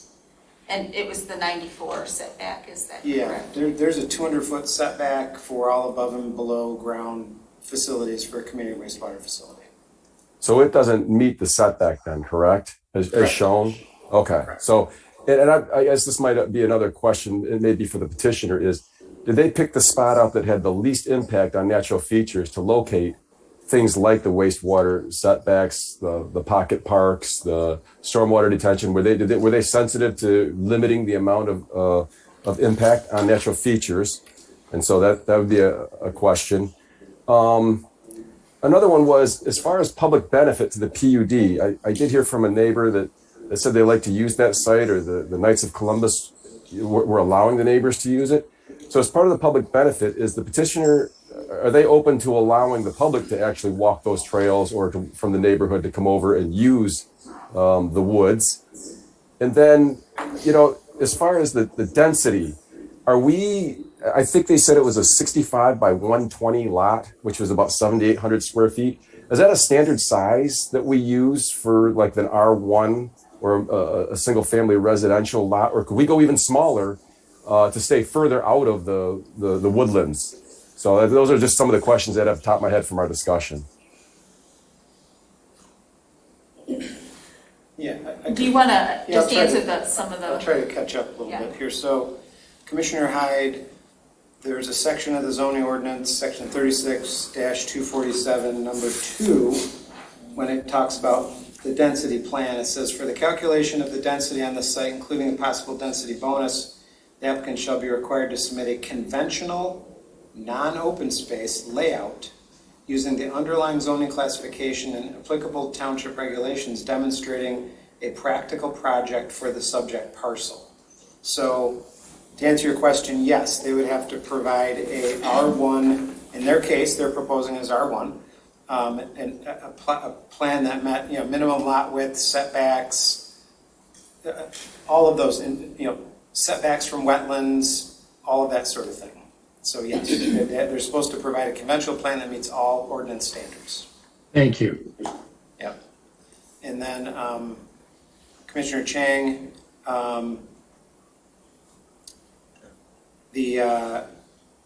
your question about the setbacks for the septic system, I'm sorry, I lost that one. Yeah, the wastewater, I think you said it did not, Oh, it didn't look it was like 200 feet, I think. That yes, was, yes. Yeah. so where would they, I mean, that's a question for the petitioners, then where would they propose to relocate this that would have the minimum amount of disturbance to natural features on site? Now, let me throw something out, and this is, because this is a PUD, the applicant can request deviations from any part of the zoning ordinance. So they could request a deviation from that 200-foot setback along I-94.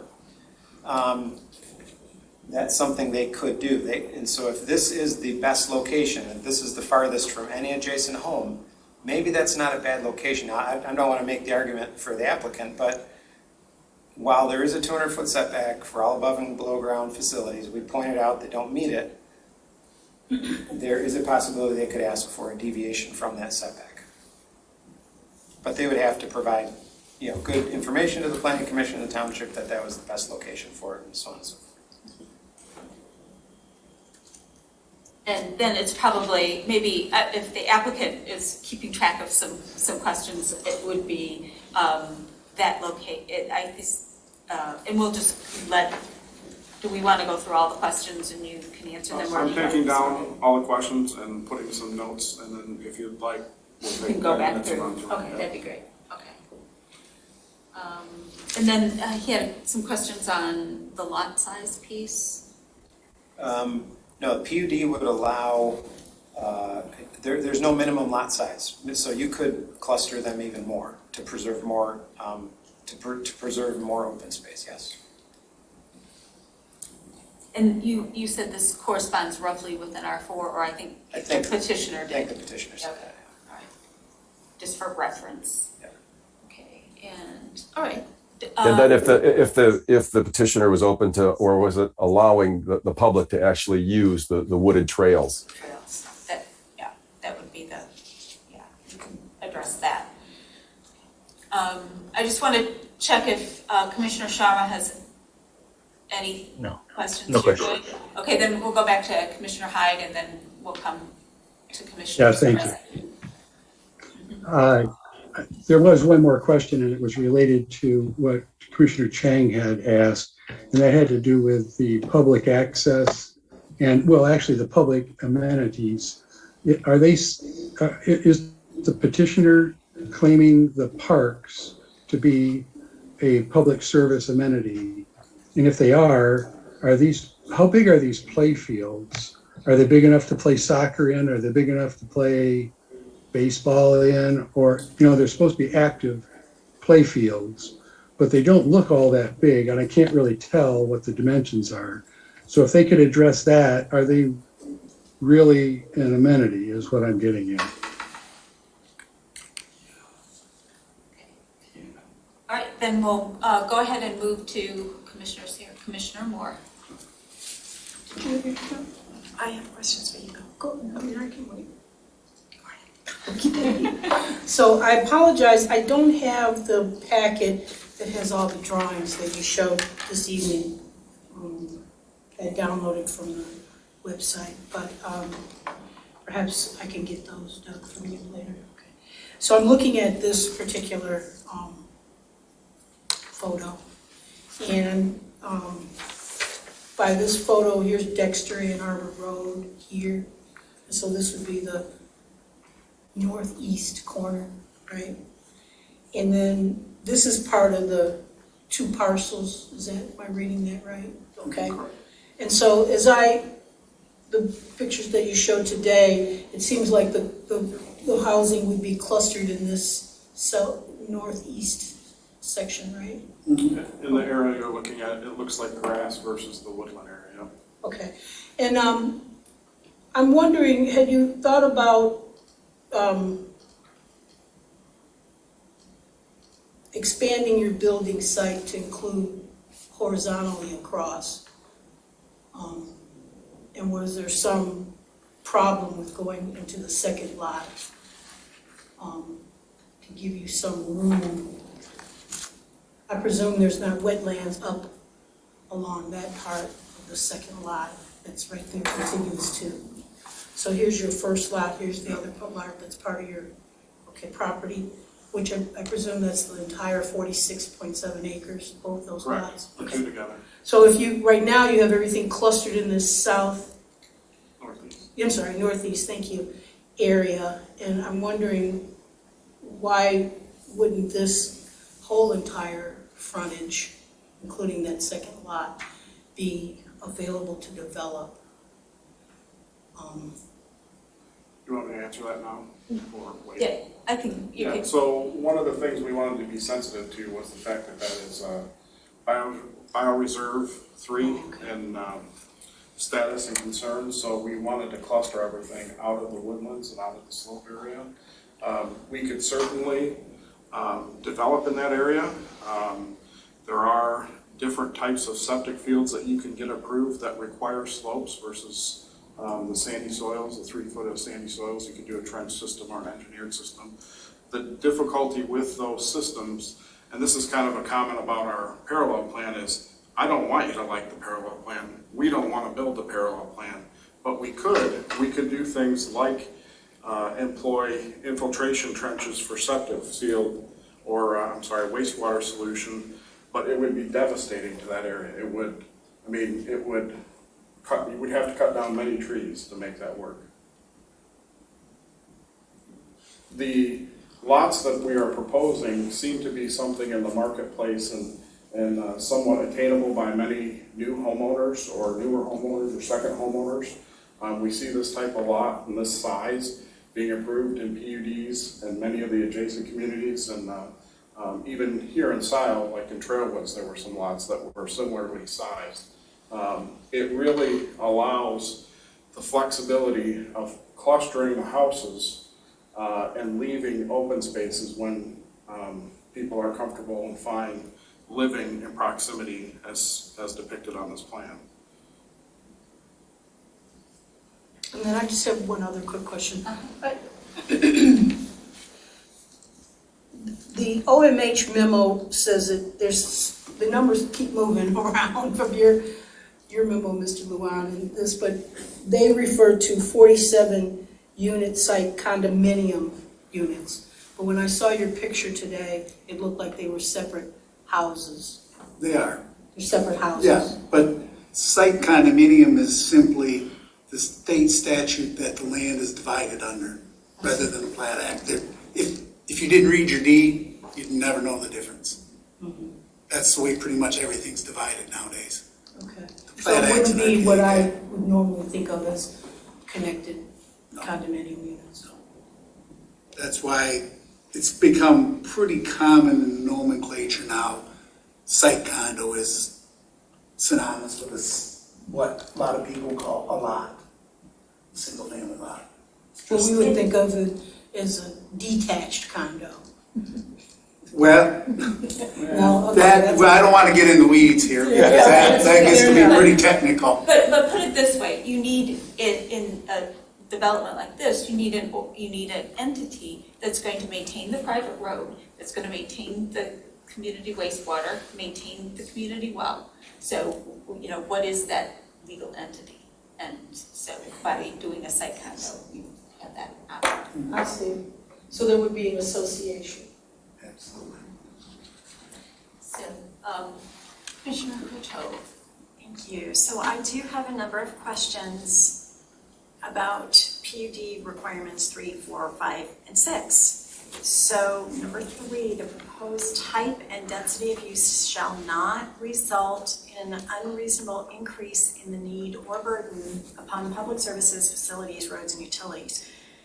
We have heard many comments, and I have spent a lot of time on that road. So clearly the road issue, increased traffic where it comes out if there's only one access point. I think there are a lot of serious concerns about the road. I also actually have a lot of concerns about where the stormwater is going to be discharged. And again, echoing earlier comments, we know that the 100 and 500 year storms are now like one in 20 year storms. So where that water is going to be discharged, and along those lines, if we were to do a deviation from the setback from I-94, wouldn't MDOT have to approve that? Because we wouldn't want to be dumping water onto 94 if that system weren't discharging the water correctly. No, that's the That's the way the community wastewater treatment, which goes into the groundwater. It's not a surface It's it's all the way down It into was the in the ground. sand. Okay. That actually does, though, engage the question about Gelman. We know the Gelman plume is near, it's as far as Elizabeth. If there's going to be a substantial amount of pumping for a central community well, is that potentially going to cause a more rapid migration of that plume in ways that could potentially contaminate existing homeowner wells? What kind of modeling and analysis could be done to look at how this level of pumping from a single well for this community treatment, how it could affect the surrounding wells? I mean, I do think there's a real big concern about potential inadvertent effects. And similarly, if that wastewater is being discharged into groundwater, you know, where is that flow going to go? How is that going to interact with Gelman? And thirdly, Ms. Engel had raised in her communication to us a concern about arsenic on the site, which might be naturally occurring. But again, when you're moving those volumes of water around, could that then interact with homeowners' wells and further cause problems? So I want to be really clear that we have the analysis to address those issues. And so that links also with the public health, safety, and welfare concerns. And then the proposed development shall minimize any negative impact of the subject site or surrounding land. I want to say, first of all, I'm so grateful that you all are really trying to preserve this site, because it's really quite lovely, woodlands, wetlands, and that historic pavilion. I mean, what a wonderful idea to preserve that, and especially if that can be used more widely. I do want to ask, though, Mr. Luan, what ability does the township have to evaluate the financial soundness of a project so that we can ensure that it doesn't get midway and then fall apart? Are there ways that we have to make sure that we don't just go in, do the land clearing, build half the houses, and then end up with, you know, nice work? I can try to answer that. So I mean, that's a good question. That does come up sometimes. And, you know, nobody wants a project that's going to fail or, you know, stall halfway through. Unfortunately, that sometimes happens. Typically, if there are those concerns, and we do get some escrow, or not escrow, we get some money up front to make sure some items are completed. Usually that occurs at the very end of the project, where before they start construction, they put up some financial guarantees. The zoning ordinance actually allows us to do that. We don't do that very often. Thankfully, there hasn't been too many cases in the township where projects where this has happened. Even in the worst of the recession in 2007, 2008, we only had like one bigger project that stalled. And so this doesn't happen very often in Scio Township. However, there are some mechanisms in the zoning ordinance that allow the township to require some financial escrow, so if a project does go belly up, some of the things that we wanted could still happen. We would have to pull from that bond. It's not easy. I'll tell you, we've never done it. I mean, I've been here a while, and this is just, it's never happened where we had to pull a bond like that. Polo fields. I don't know if we pulled a bond on polo fields. No, you didn't, but it could have been. Yeah, the one project that did, where we did run into this was a little multifamily project across from Myers. I forget the name of it now. If you remember, it was halfway built for many years in the early 2000s. And we... Is that the Linda Grammatical? Yeah. And we had some difficulty getting them to move. Thankfully, another developer bought the project and finished it. We did have some escrow money. We were able to get them to do a few things to button the place up. But that is a problem and a concern. I will tell you that it's not that it can't happen, but in Scio Township, it's been very rare that that's happened.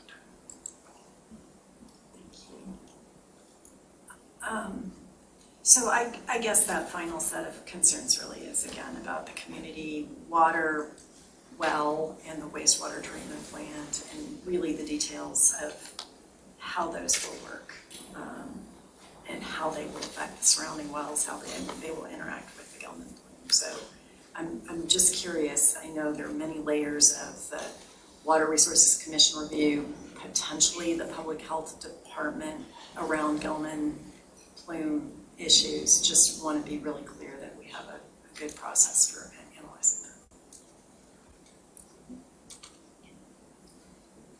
Commissioner Holland. I do have a question for Doug. When we talk about number 4, that Commissioner Courteau brought up, doesn't that imply that it's between the difference between the doing it by right versus a PUD? Or is it just in general? Every project has to, if I'm building a house on Dexter Road, I have to show that I'm not going to impact the study or impact the road negatively. Of course, I'm going to add another 10 car trips to that road every day. Yeah, it would be specific to the PUD. Specifically, if they're, I should say particularly if they're requesting a density bonus. So they'd actually be doing something more than what we might normally get. And so if we're willing to accept those few additional homes that they would get, we want to make sure that that's not causing these problems. So it's really on the difference between the by right subdivision, or let's say the standard zone subdivision, non-PUD subdivision. So is that what this number 4 is referring to, or is that just in general for every subdivision? It's in general for every PUD development. For PUD? Yeah. So now we're only comparing the parallel plan, this to the parallel plan, as far as saying that it'd be consistent with traffic and health, safety, and welfare, et cetera, et cetera. Yeah, but we would still always look at the traffic, even if they came in with a straight site plan of, let's say they get 35 units. Of course, we'd require a traffic impact study for that. So at some point, we'll just tell people, no, you can't develop because of the traffic. I mean, that'd be a problem. Well, we rely, in that particular case, we rely on the Washtenaw County Road Commission to review the traffic study. So depending on what the Washtenaw County Road Commission, I don't ever remember the Washtenaw County Road Commission saying someone can't develop. However, they will sometimes indicate that to develop, you have to make certain improvements to the roadway. And sometimes those roadway improvements can be very expensive. But I don't recall in any development where the Road Commission has just out and out said, due to traffic volume, you can't develop. They'll try to accommodate development, but of course they want it safe, and they will require certain improvements to try to make it as safe as possible. So I guess my comment then would be, like, as far as doing a deviation on the 200-foot setback from the MDOT, if, for instance, for me, if those soils are more permeable, there's a huge benefit to everyone that we set back further than to bring it closer to the homes and closer to the wells, is to go to basically where there's no homes, no buildings, etc., and it lowers the risk. And I do agree with you that I guess when I really have a problem with on-site disposal, it bothers me more if there's a water main. Bringing water to the site and then disposing of it on the site. See, so if you're taking it from the site and putting it back, to me, there's a little more balance than when you get into a situation where, if a subdivision is using just around 100,000 gallons a day, and that comes from the water tower, the water treatment plant, and then discharges it to a creek, what does that look like? As opposed to, discharging the treated, treated water back into the soil. So I think it's a better way. That's all I've got so far. Thank you. First, I do want to say that I really appreciate how much of the Biosphere 3 area that you preserved. Some questions around impact, minimizing the impact, I think, of the community to wastewater treatment. It seems like, even though I agree with putting it close to I-94, just looking at I'd like to understand a little bit more the soils and tree impact and so forth. And that also has to do a little bit with the density too, kind of the idea of why that location was chosen. I think the infiltration and the stormwater management, I think there's a lot of potential for doing things really well there. I think we do need more information. I think doing at least an initial traffic impact is going to be, critical with the sight lines and so forth. Doug, I would like you to just, people have brought up the issue of the wastewater system, and Scio does have an ordinance around that also talks about, managing it if there are issues with the entity that's supposed to maintain it doesn't maintain it. Just, you might want to, because I think that might be important for the public.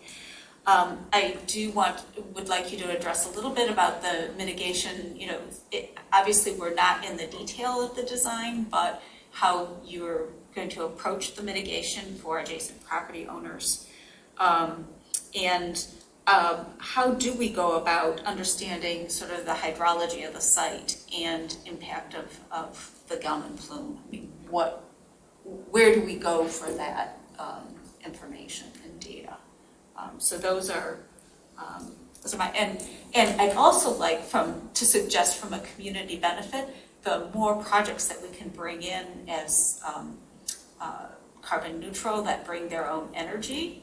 And if you looked at making this by any chance an all electric project, and also looking at being electric car ready and that type of thing. So those would be my comments. And to answer your one question about the on-site wastewater facility, the township has a ordinance, and just ask Tom real quick, or is this going to be a state, or this is state? I think I asked that before, yeah. So this would be under the state of Michigan. They still have to meet the township standards, but both the township and the state ordinances require a fairly significant amount to be put in escrow, so that if the system does fail, there's money to fix the system, so it's not put on necessarily the homeowners, or if only half the homeowners if only half the homes are built, or who knows what. Before you even start, there are pretty substantial financial guarantees that are required at the state level as well as the township level to make sure that that there is proper maintenance, as well as what might happen in a substantial failure.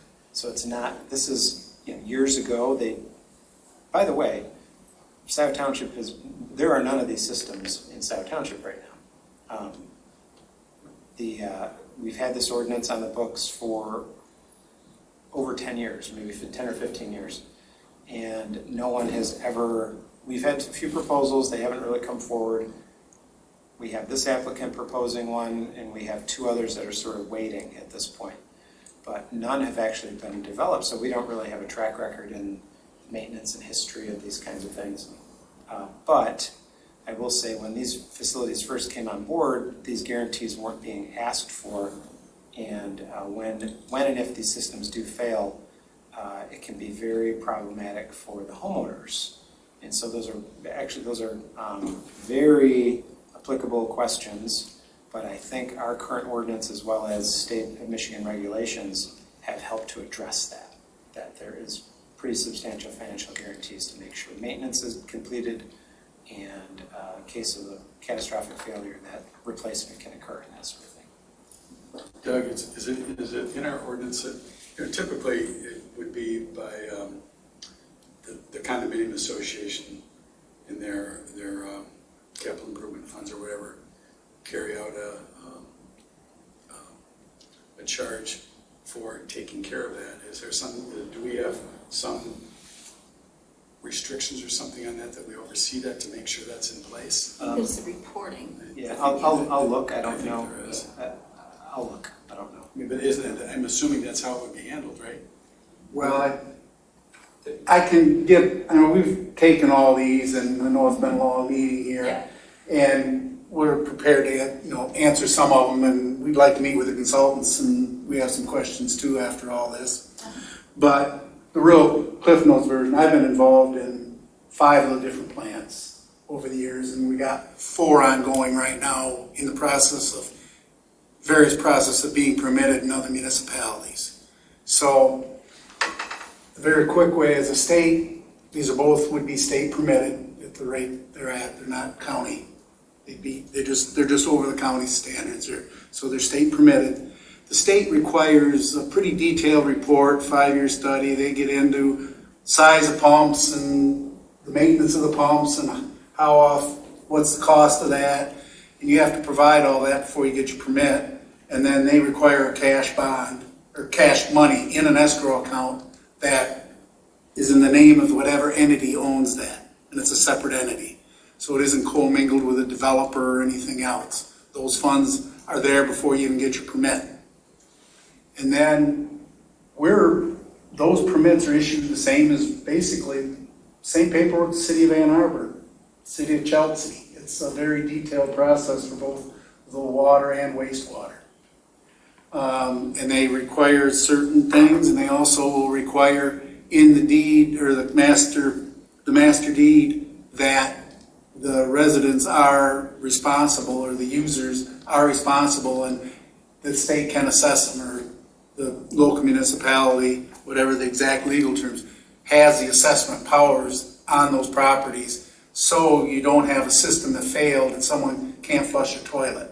And it comes to these 5 people have money, these 5 people don't. No, everybody has, and it goes with the property. So it's very detailed, and we have not had a problem with them and the people running them. There's people that maintain them, and they're licensed, and you got to send out notices every year, and they actually run pretty well. It's better than 47 unregulated drain fields, in my opinion, and wells. Because you're taking the same, we can drill 47 wells and not do this. It just makes a nicer project if you can do the community well. Even on this size lot, we can put 47 individual wells in. They're totally unregulated, other than once you drill it, that's all.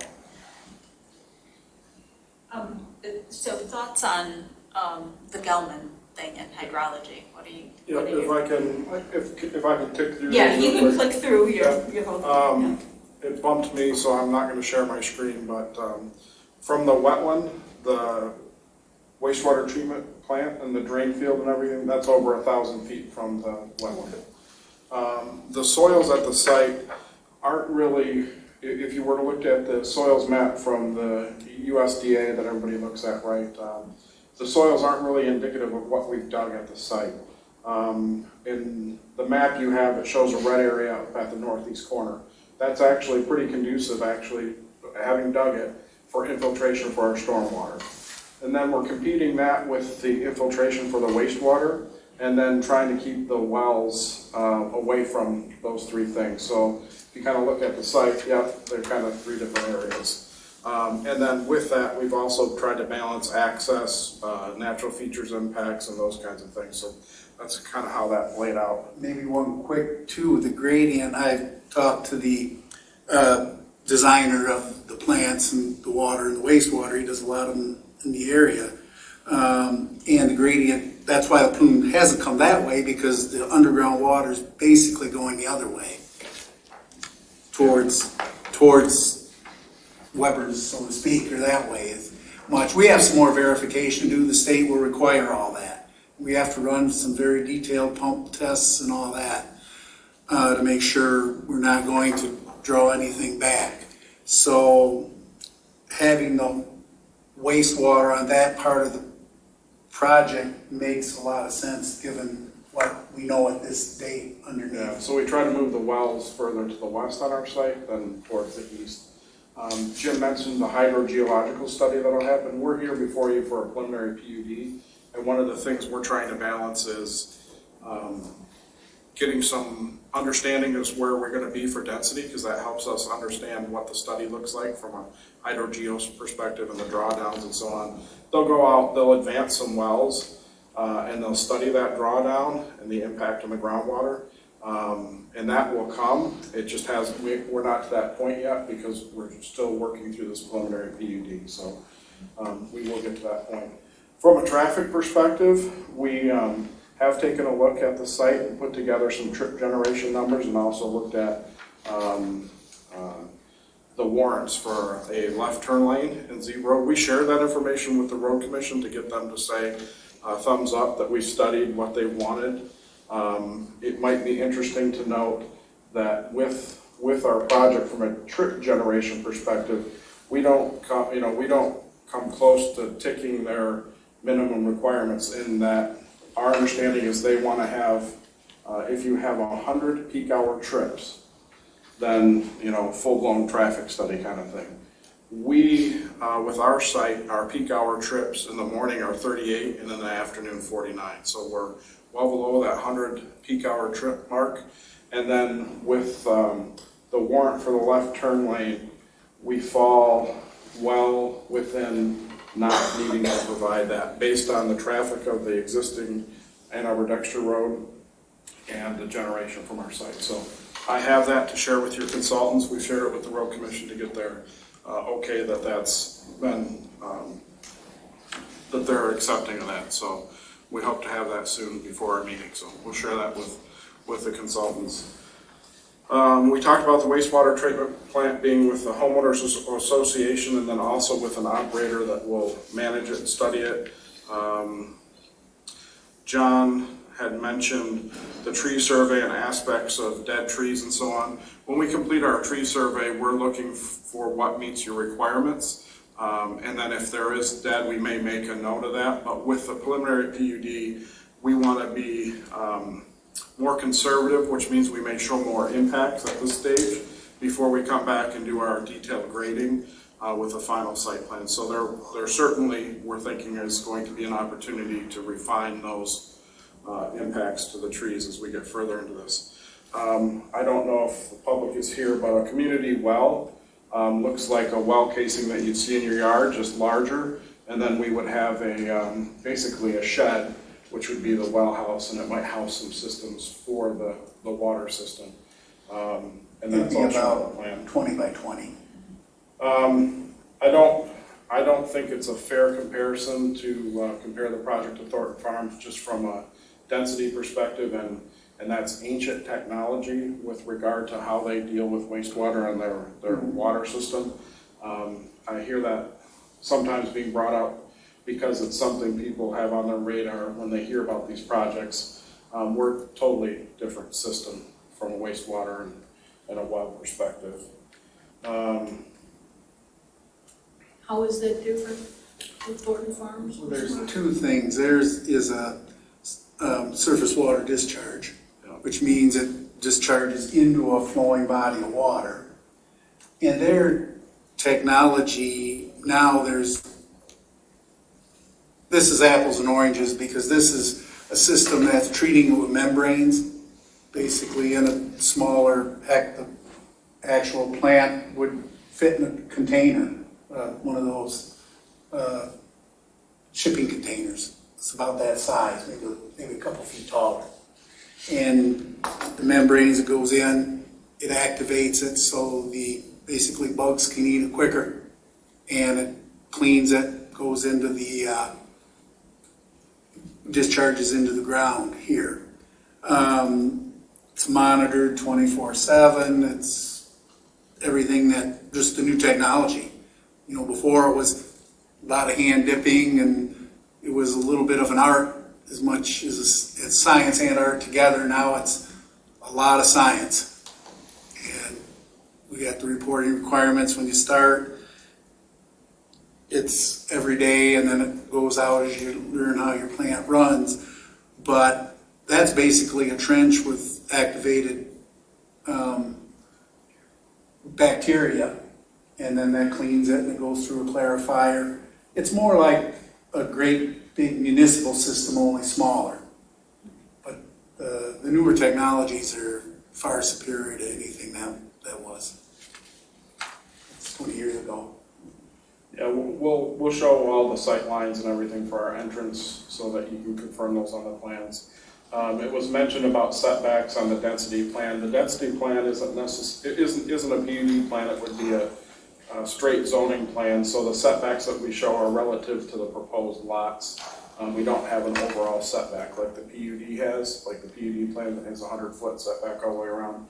Our parallel plan, because it's conventional or straight zoning, does not have that. It has lot setbacks. How we picked our open space areas, so the two open space areas we have were areas that had minimal or the least amount of tree impacts. The one at the west side actually is the remainder of the field area. And those two areas together are a little over an acre if you were just to measure them. They're about 20,000, one's 20,000 plus square feet, the other one's 26,000 square feet. We see that as free-form play. One of the things my family's always complained about is a spot just to go play wiffle ball, you know, set up a badminton net or a volleyball net or something like that. They'd be mowed and you'd be able to play in those areas and so on. So that's how we envision those. And that was the field size. We'll circle back on the neighbors utilizing the woods area. The lot sizing we talked about being similar to what we're seeing in other communities through PUDs in the marketplace, and we referenced trail woods. We talked about access into that second lot being devastating to the natural features that are there. Our stormwater system, we have 3 basins that our goal for the release of the stormwater is that it's infiltration, and it would only release overland in very unique circumstances where the basins were flooding and maybe not infiltrating. But our outlet for the stormwater basin elevation and everything is towards Dexter and Arbor Road. Do you know offhand what the, back-to-back, right, what it would take to do that? Yeah, I'll share that. I don't have that right now, but I think that would be helpful. Yeah. Our intent is to infiltrate the stormwater. Because I think that's one of the resilience, that issues that we're dealing with. Yeah. Can I ask you a question? You said the release is overland when there's flooding, but otherwise it's released underground? So we want the water that happens at the site through rain or snow melt and all that. We want that to infiltrate in the basins. But part of this is you have to provide an overland flow or an emergency outflow from your basin. And in this case, we're going towards the low spot, which is up towards Dexter and Arbor Road. So if something had to release from it, it would release into the ditch. The other question, a little bit off topic, but as far as those lots and the houses, if you went out to Westchester Farms in Chelsea off Kavanaugh Lake Road, that's basically the same size lot, some are even a little smaller, and those are the houses that you were shown. Just so if you wanted to see what it actually looked like. I think some might have maybe just a little misconception of what it looks like. So that'd be to actually see what's there is to go out and look at it, they're built. And there is market for it from the standpoint of that, I think they sold so far 28 this year. And we're basically sold out, trying to get the next phase going. See, and I consider that one of the community benefits, because this tends more, affordable housing is a word we toss around a lot, but to have housing that people are looking for, as opposed to just McMansions, I think is important. And what does that look like? Because I know that there's this broad definition of affordability. What's, instead of $600,000 homes? We use the word attainable because I think Thank you. affordable is, I don't know what's affordable. I wish I could. I don't want to be flippant about it, but I don't know what that is. It's trying to do the best we can with the rules that are out there. Thanks for the correction, I appreciate that. These are looking at trying to plan to be 450, which On an acre. That's good. well, you got total overall. These are on the smaller lots, but we have the area, and what you have in these communities are you have the houses are here, but you have the area for the kids to play in. That not every you don't play football in three people's yards. You go out and you have catch areas and the trails and that, and when you have, that's why we wanted to leave the pavilion, so when you have your families, 2 or 3 families can have people over in the weekend and they can have their picnic and they have their kids run around in the woods. If you've been back in there, that is still very clear underneath and is a very nice setting. And that's what we're trying to do, is put the houses here, but the people that live there have the access to that nice area. Did you say attainable housing figure was 450? I said, 450K? no, as attainable housing is what we kind of call it, because what's the definition of affordable? What people call low income as defined by the state, by the federal, by your urban area. That's just such, the word now usually tends to be attainable, that it isn't.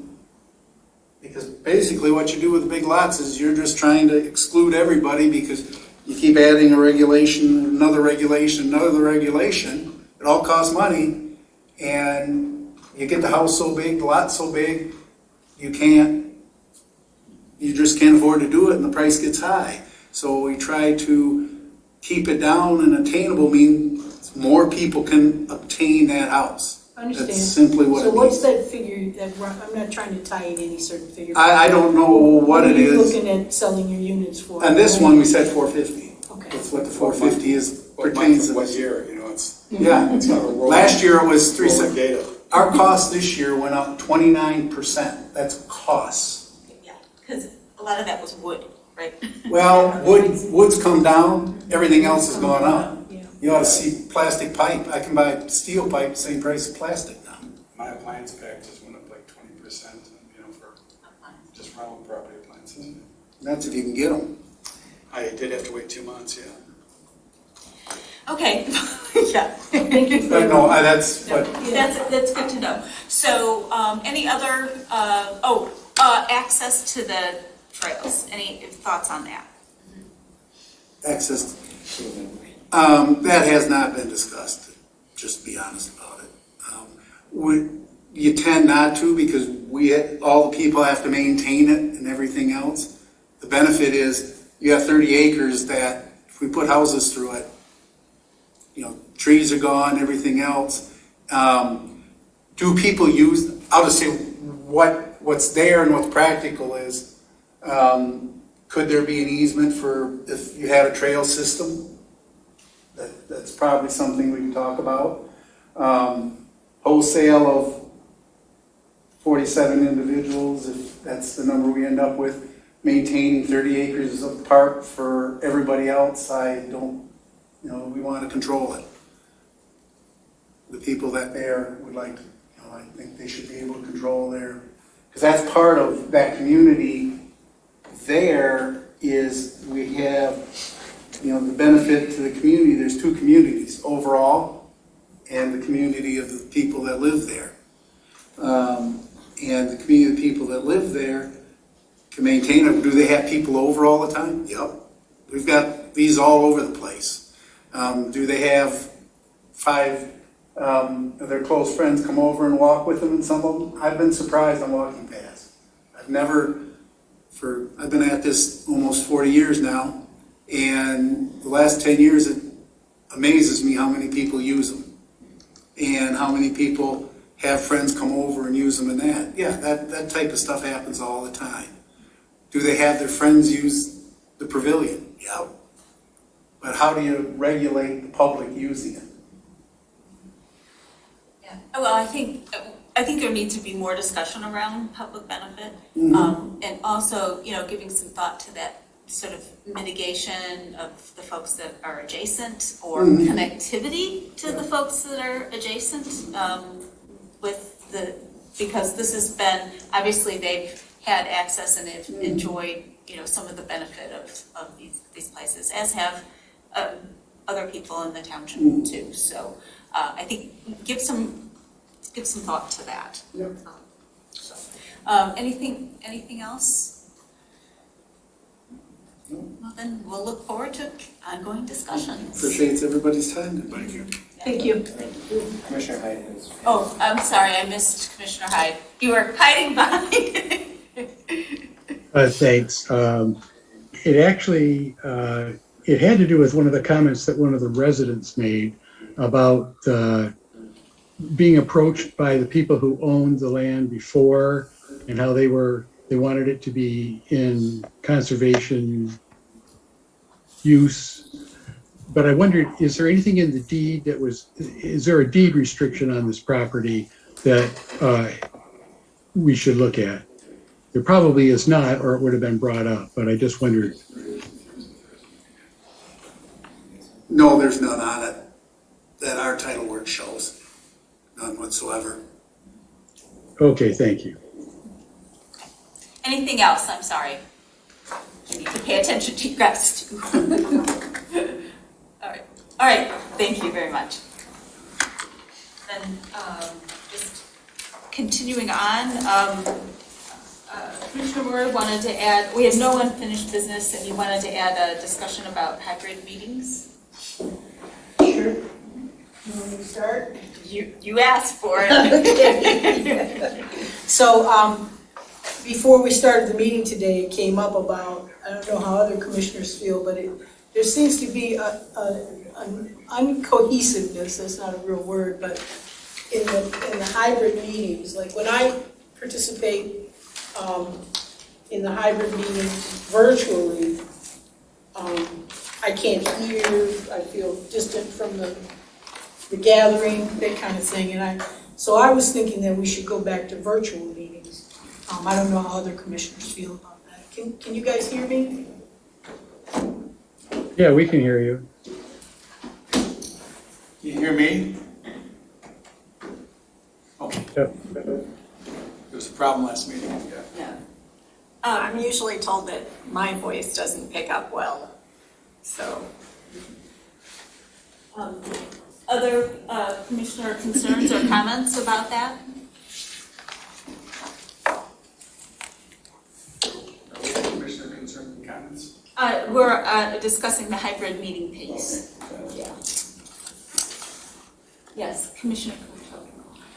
I will just say from an attention and focus perspective, it really, I find it a struggle to be in the room, when I'm in the room, to actually be able to engage with the people not in the room. But if I'm participating virtually, then I do have a hard time hearing everybody gathered in the room and seeing them.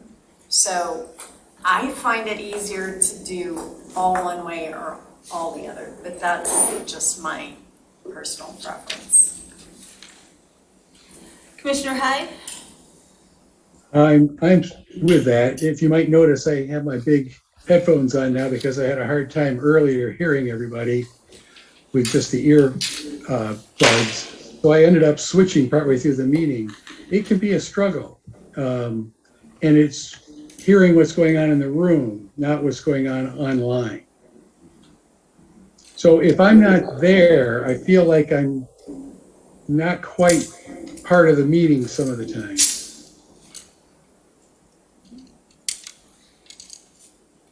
And I'm not quite ready to be there. Commissioner Sharma? Yeah, I thought it was difficult. There were some connection problems before, but today I'm observing the audio is absolutely fantastic, to say the least. And I don't know how it was last time around, but today is absolutely whatever we are doing today is great. Just some. I think they did, the audio folks came in and did adjust things a little bit, but yeah. Commissioner Chang, what are your thoughts? I see both points, whether we're either in person or that we're doing it remotely. But I think there are some advantages to keep it to hybrid, and I think that's for the public. I think a lot of the public, I forgot how many, but was there 10 or 11 participants at home that may otherwise not come in? So, but I do get it, because yes, sometimes the audio can be difficult. It wasn't so bad tonight, but it can be. But for the public's sake, I see some benefits as far as them being able to attend remotely as opposed to coming in if they don't feel comfortable. Well, I think Commissioner Moore was saying we have the option to be remote through December 31st. And what I heard was you prefer to be totally remote and not do hybrid. Is that Correct. I agree with what Jackie just said, that either we're gonna all be in one room or we're all gonna be virtual. Because when we're all virtual, I think people have said it better than I'm about to say it, is that I can hear everyone, we're all on the equal playing field in terms of raising their hand. Sometimes it's not, there's this distance between who's right here and bringing the other group in. That was my reasoning behind it, but. Commissioner Holland, Different topic. Different topic. Wait for new business. Okay. Oh, we are in new business, but Okay. Commissioner activity reports or whatever. I do. So do we want to, I guess the question is, do we want to, is there a strong enough feeling that, do we want to do one more meeting? Do we want to have a vote to, we would have to vote to go back to all virtual.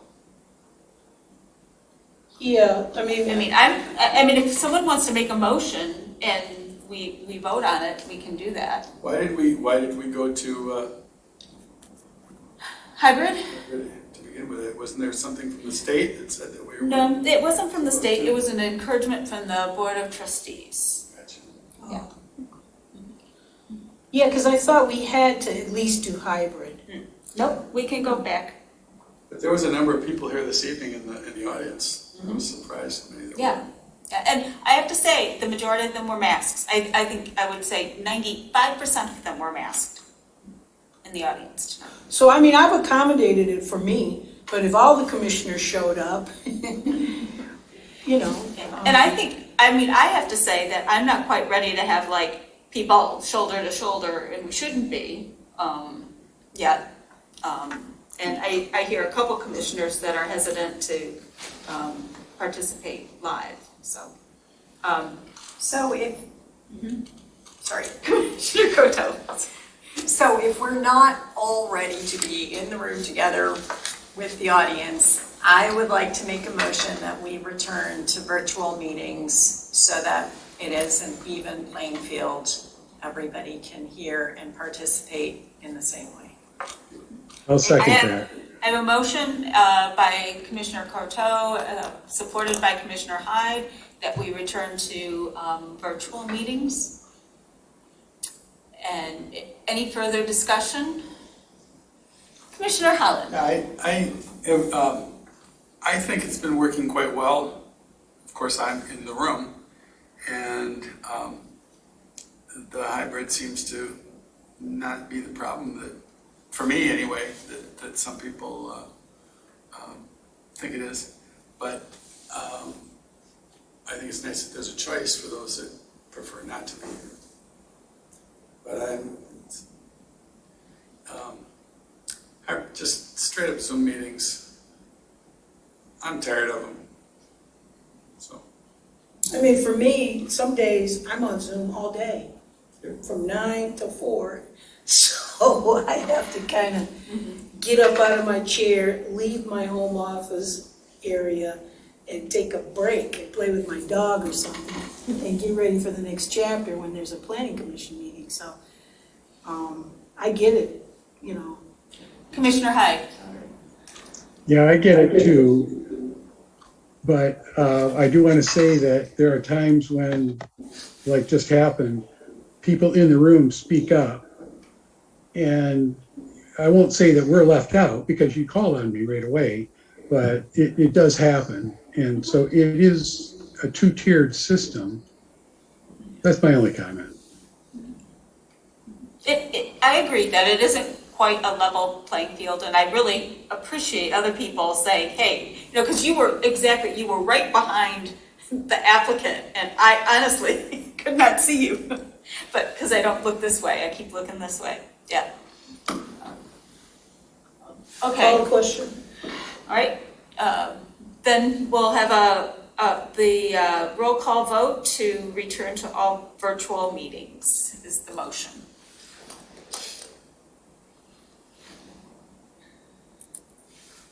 All right, Commissioner Holland, no, Commissioner Moore, Yes. Commissioner Sharma, Yes. Commissioner Courteau, Yes. Commissioner Hyde, Yes. Commissioner Chang. I'm really indifferent on this one. I don't mind the hybrid, so I'll vote no, but I can go either way on this one. And Commissioner Culbertson. And I'll vote no because I am okay with the hybrid, but I recognize, you know, that's a majority, and that's fine with me that we go back to virtual. I mean, I'm not like rah-rah either way, so I'm comfortable with the, it'd be a 4-3, and we'll return to virtual, and starting next meeting.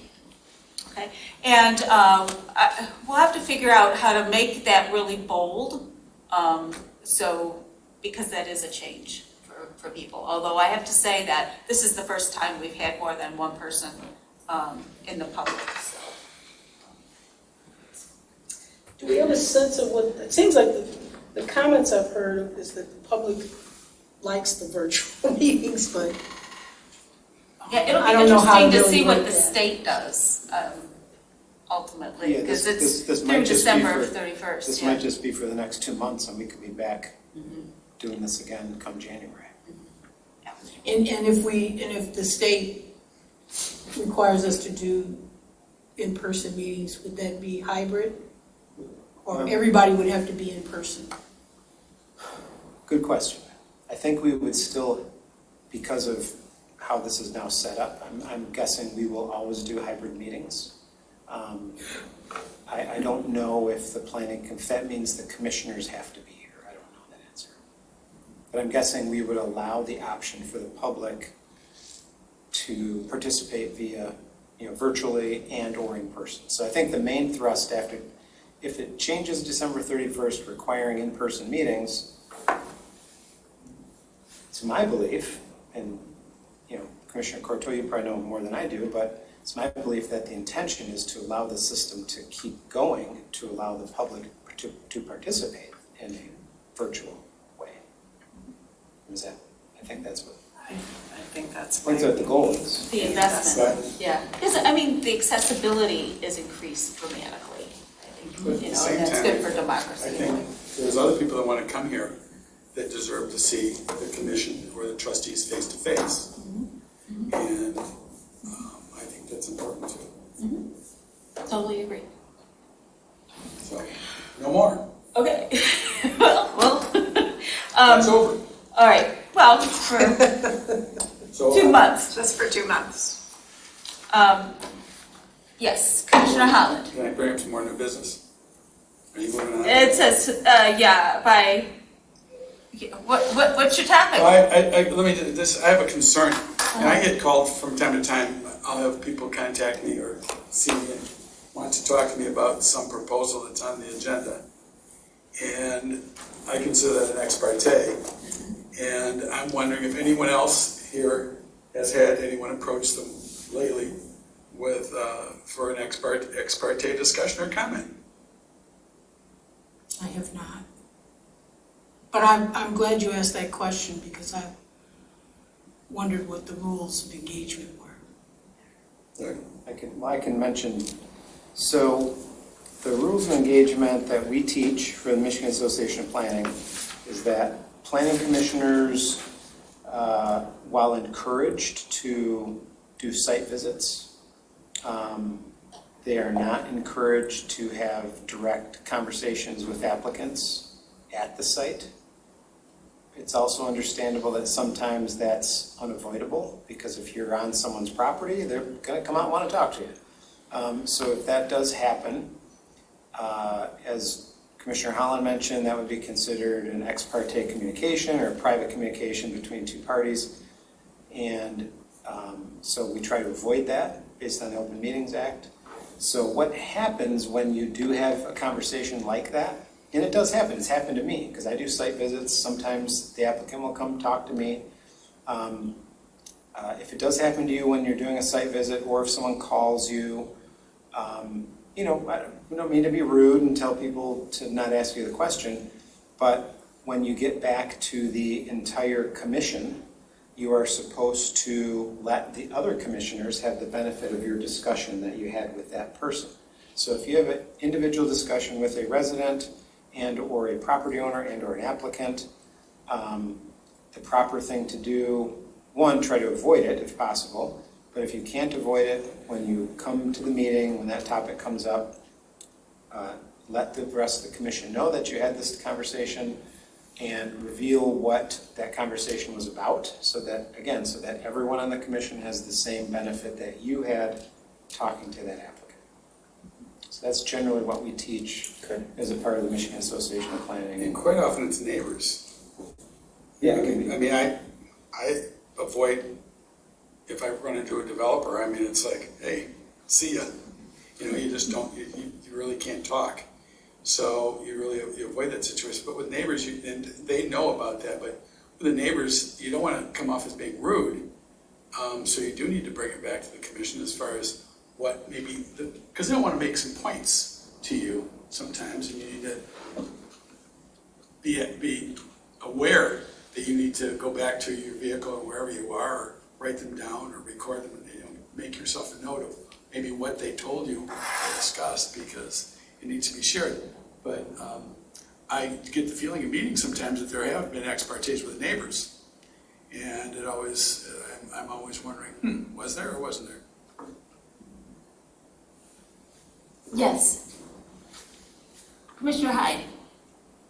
Oh, yes, and earlier in the year, I'm not sure what month it was, there was an opportunity where I was part of a group that was walking some properties, and the neighbors did approach us.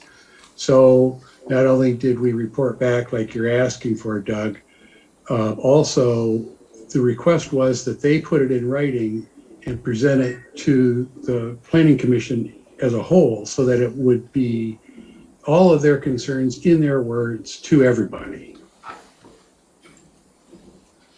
Yeah, and I think the other thing is there also, I mean, sometimes I get approached by people who haven't even applied yet.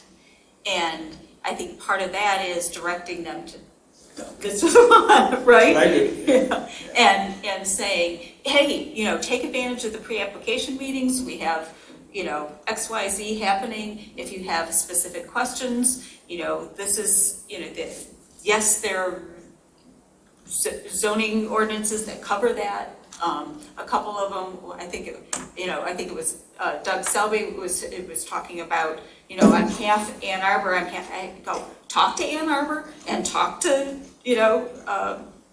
our planning consultant, because they can give you the best advice, and that way you're not caught in the. I always turn to Doug, and Doug's got a lot of answers, and if he's got the answers, if he doesn't know the answer, he'll find it out for you and, push you in the direction you should probably be going. So I thought that I just want to make sure that I'm understanding. I've not had any conversations about projects, and we're talking about conversations about projects? With the public? Oh, okay. Yeah. I was kind of clear on that, Or but sometimes the people developers. ask me questions about the planning commission or what we're doing. Am I able to talk to residents about that? Yeah, I mean, it's real project. Yeah, as long as it isn't project specific. If it's general, this is the way we operate, this is how we, how we work, this is how people come. If it's process. And so much of it's public record. Yeah. And particularly, I always try to go towards the public record things that are already in the minutes, or if they were at the meeting, they would have heard already, so. Yeah, it's kind of, it comes to like, it gets really back to open meetings, like we want all of this discussion to occur where everyone can hear it and be part of it. And, sometimes I get calls from developers that will say, can I call the planning commissioners all individually? Because I know if I can talk to them individually, I can convince them. And I say, no, you can't do that. Please don't. Yeah, don't call the planning commissioners individually. That's something we do not promote. And then that's one thing that also comes up is how and we haven't had a conversation about it, about the planning commission, everybody being able to send something to everyone, and how we need to track, that communication. It needs to come as correspondence to the township, to either to a staff member or to Mr. Luan first, and then get distributed to the planning commission, as opposed to the public being able to directly do that. That's my understanding. Oh, the public anyway. doing that? Yeah. So I've shared recently an article that I was about sustainability related. Yeah. Is that appropriate to share with Yeah, our for us commissioners? to do with Oh, okay. the commissioners of general, kind of educational pieces. Mm-hmm. Yeah. Project specific stuff, it needs to be here. Yeah. So I had I felt like we just started being the planning commission and not knowing each other, which I guess it doesn't matter if we know each other, but the cohesiveness of the commission in terms of carrying out its business. And I wondered if you had thought about having us, have a retreat or something like that. I know it's very difficult, we can hardly meet. You can have an open meeting retreat, yes. Okay, so we would educational. You wouldn't have. You can have an An educational conference where we're not deliberating on any decisions. Correct. Is not subject to open meetings. Right. No, I'm not to talk about any decisions on a project, but, so for one time, a while ago, I found myself, I spoke to the supervisor. He appointed me, and I just wanted to talk about some of the philosophical stuff that we were dealing with the master plan, et cetera, just to get some input. And I feel like there's no way for me to communicate with Jay or you about that because of these things we've been talking about. Yeah, it's a different, it is really, this is our forum for discussion and, Not anymore. Sorry, Jay, I would rather that we were all here. It's just like either all here or all there. Now, I will Who's gonna say, keep poking it? I will say, I'll keep that. and we're just kind of talking now, so I will say, I get it. Commissioner Moore, that the planning commissioners are all welcome to contact me if you've got questions about a project or process. Okay. Like today, you had questions about PUD process and stuff. Yes. Please call me you can call me before the meeting. We can talk. I'm maybe not the easiest person to get a hold of, but I will eventually get with you. And so when you have like process questions about, of course you can certainly ask those in here also, but that is something, any of the commissioners, feel free to give me a call. Hey Doug, why are we doing it this way? And I can try to answer. Yeah, I have tried to call and I didn't get much success early I got a on, hot so I tip. figured you were very, very busy. Hot So. tip on that. Yeah, hot tip. Monday and Thursday afternoon. Okay. When he's here, right? I'm here. He's here. Oh, okay. I'm in the office. You know, sometimes you have to wait a day and you gotta make. Yeah, I'm wondering if we can get our packets a little earlier. It always feels like there's a last minute scramble to get, like I got an email from Miss Francis that said, go to the website. Well, what I downloaded from the packet didn't have some of these drawings that were presented. Yeah, it's tough if you're trying to download. Those drawings are, tough to, it's almost like download and view is. They weren't in a good They weren't in resolution, there. so no matter how much I had them on my big screen and I couldn't read the type because it was too low resolution. So it must be when they upload it to the website, they're compressing it in a way They that. may be, yeah. And there's some talk about how they're doing the uploads and stuff like that, so. Now, It was a lot slower. no, one thing, Yeah. another thing I'll say is that, We do have reports and minutes, by the way, folks. yeah, years ago, all the planning commissioners got every site plan, the whole site plan. And so years ago, if we had 3 site plans on the agenda, you would get a packet, this tall, with the actual site plan. Now that's good and bad. It's good because you would have the whole site plan, and you could 24 by 36 sheet, you could pull it out, you could read it, you could scale it, and that was good in that sense. However, it's wasted a ton of paper, and we found that some commissioners weren't looking at their packets, and so we went to an online version when we went to the iPads. And when we did that, we made sure that there was always a 24 by 36 available at the township offices. So if you guys ever want to look at a plan before the planning commission, just go up to the front desk and and there's a 24 by 36 that's available to not only the planning commission but to the public if they want to look at it too. And you can pull the 24 by 36 printed sheet, put a scale on it, scale things, and so that's always available to all the commissioners. And there used to be a practice where we would bring it in here too, I thought. Yeah. And when we get back to in-person meetings, you can continue to do that. Because it's nice sometimes even for. Yeah, we had a card and we put the plan on it. It's like we're starting work. Yeah. Okay. All right. So, reports we lost our engineers. That's okay. I'm still here, Jan. My video's just Oh, off. And I'm sorry. having a few audio issues, so it runs a little smoother for me if my Did you video's have off. Did you have anything you wanted to share with? Yeah, activity actually, reports? Yeah. 3 very short, brief updates. The Board of Trustees just approved 2 proposals for us at the last board meeting. One is a water optimization study. We're going to be looking at the settings in the water usage on the current water tower. There's been some settings over the years that could be adjusted and just haven't been. So we're going to try to optimize that to stay within the contract for Ann Arbor. We're also looking at a potential second storage location and what that might mean for services and the connection to Ann Arbor. Basically, we're trying to reduce the peaks to stay within the contract limits.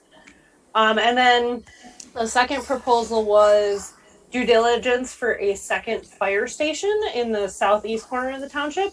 And then, as some of you may have noticed driving along Zeeb Road, Zeeb Phase 3 is wrapping up. I believe all that's left is traffic signal work and restoration, so that will be done here shortly. And then Zeeb Phase 4 is currently in design for bidding early next year, so that will be coming along as well. Right. Cool. And I happen to have some low-embodied carbon mix designs. If you're interested in the concrete, low-embodied carbon concrete. I'd be very interested to see those, and I know some of my transportation department would be too. Okay. Actually, there was someone from OHM that was on our committee, so. Oh, I bet we already have them then. No, I'd be glad to share those. Yes, please do. We'd be interested to see those. Okay, yeah, because the materials are now available. Oh, excellent. All right, cool. Mr. Lewan, do you want to do quick, I think it's, what is it? Noise ordinance? Just a briefing. Well, we're working on a noise ordinance. There was a little subcommittee that was put together to work on the noise ordinance. We are ready, or very close to ready to put that on a planning commission agenda. So look for that shortly, trying to modernize some of the noise rules and regulations. Is that the amendment on the DB? Yep, yes. Yep. But that will not be zoning, it'll be. Oh, that's right. Right, so And it I've won't talked to come Jim here. Fink. That might not come here. This is true, exactly. This is not a zoning Yeah. ordinance amendment. This is a amendment to the general code. I mean, there might be an associated zoning ordinance amendment because we're gonna have to do some things with the existing Yeah. language. But, so that will come to us. But the brand new ordinance will be in the general code of ordinances instead of the zoning ordinance. We're kind of taking it out of the zoning ordinance, putting it in the general code of ordinances. And I've been receiving, even up till today, some final typo type comments from the master plan. So if some of you haven't got me your comments yet, you could still do that. I think we had a deadline that's come and gone, but I haven't really got to making those changes yet. So feel free to provide any additional typographical formatting kind of stuff that we talked about at the public hearing. So that's not changes and stuff, that's just typos? Or We're still if there's looking at- something that still you looking feel at like content. isn't. Content changes. I will clearly highlight all the changes that come. So if Yeah, any there's some additional content changes, they will Right. be. Well, that That were that discussed, but not. From our last meeting. Yeah, at our joint public hearing, there were some of the items discussed that I'm going to try to. So it's mostly consistency and typo language type stuff, not content changes. So there was reference to the gateway, the Baker Road gateway. There was some reference in that area that I pointed out that we're still talking about commercial development. Right. Yes, we gotta eliminate that. And you're thinking that is that going to come back our next meeting, you think? That's what I'm shooting for. So is the master plan that I saw online today, has that been updated at all, or is that? It hasn't been updated since the public hearing. Gotcha. Yeah, it didn't look. Yeah, Same. if I would request that we have a week. Okay. I think we really need. So it's to either make the sure. second, it's either going to be the second meeting in October or the first meeting in November. And by the way, the township board did not assert their right to be the final approving body of the master plan. So the planning commission will be the approving body of the master plan. So your next meeting that we have this on very well could be, I will say should be, the meeting where the master plan gets adopted.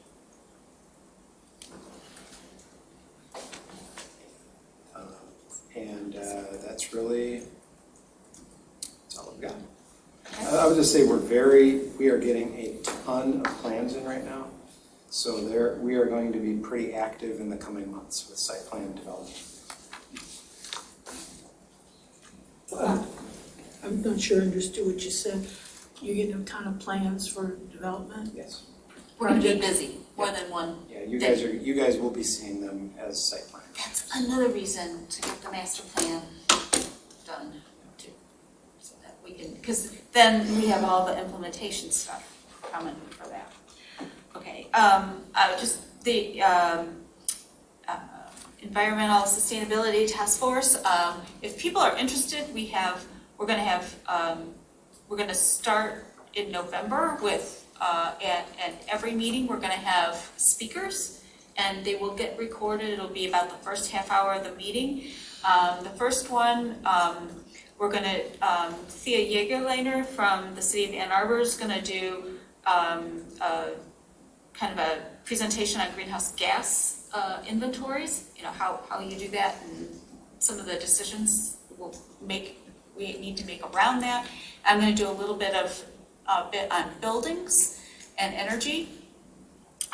We are going to be benchmarking the township buildings, and we're we're gonna try and figure out how to benchmark the utilities, the water, the pumping stations and stuff. So, and then the second one is, you guys should tune into that one. That's gonna be in December, where it's the first Thursday in December. And the water resources are gonna come back and do a more in-depth presentation, and you know, have some discussions around, you know, kind of future-proofing stormwater, and a little bit more on green infrastructure and where things are going with stormwater management. So, and each group is gonna do their own research on speakers. So if the Planning Commission has any suggestions, you know, the idea is we're gonna record these and then make them into a library. So, you know, public can reference them, other environmental task forces can reference them, and kind of build that foundation of knowledge as we move ahead. So that's the concept. Okay. Board of Trustees. The Board of Trustees is considering township administrator candidates, and has also posted a project manager position, which in that position will include some planning, community development, as well as sustainability. So those two hires are underway. And as we heard from OHM, the township is considering purchase of land along Liberty for fire and water services. So some exploration about how to do a second water storage facility, as well as supplemental fire station up in sort of the southeast part of the township. I think those are the case. Great. ZBA is going to have a meeting. The township is looking at fire marshals have the ability to do fire inspections, and so they're looking at implementing that. And you need an appeals body, and so they're thinking about doing it with the Zoning Board of Appeals. Flag, you need somebody who's going to provide a well-researched research report to that body, and so we're going to meet and discuss what that might look like. And Carlisle Workman has they have code review services as well, and so we're going to talk about what that might look like. So, but no other business. DDA? DDA had a special meeting on October 4th. We paid $64,950 in interest and paid $720,000 in principal on our bonds. That's all we did at that meeting. So if you wonder what DDA is doing with their money, everybody goes, DDA's got money, DDA's got money. We're paying off bonds. Big chunk of money. Big chunk of money, $784,950. That's it. Did I hear that DDA is coming up with a plan, a master plan, a strategic plan, or something? DDA is reviewing,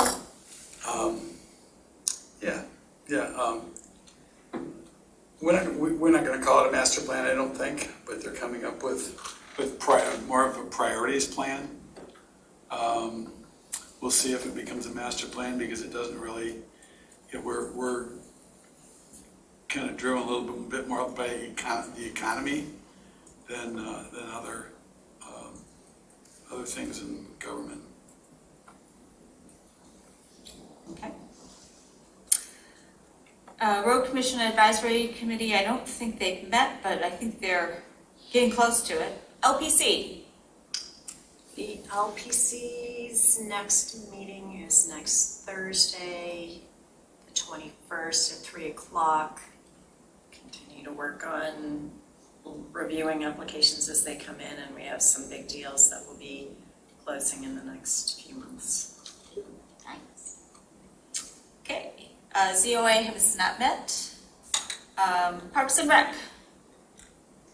The Parks Advisory Board, what we have coming up is the Parks and Rec Open Space Plan, the PROS plan, is due to be updated in the near future. So we're going to get started on it pretty soon. It's going to follow on like the master plan update. It's going to take several months to get it going, and that will be on everybody's agenda. So that's the big thing. We have a meeting this Wednesday at 4 o'clock. Here in River Watershed Council. They just canceled the October meeting. There won't be a meeting until November 18th at 5 p.m. They're working on their 5-year strategic plan, and that's now in development, they said, and that's why they're putting off this meeting. They're also soliciting anybody's input in any of the surrounding communities. What should there be, their goals, etc. Okay. Great, then we have the minutes of our 9/13 meeting.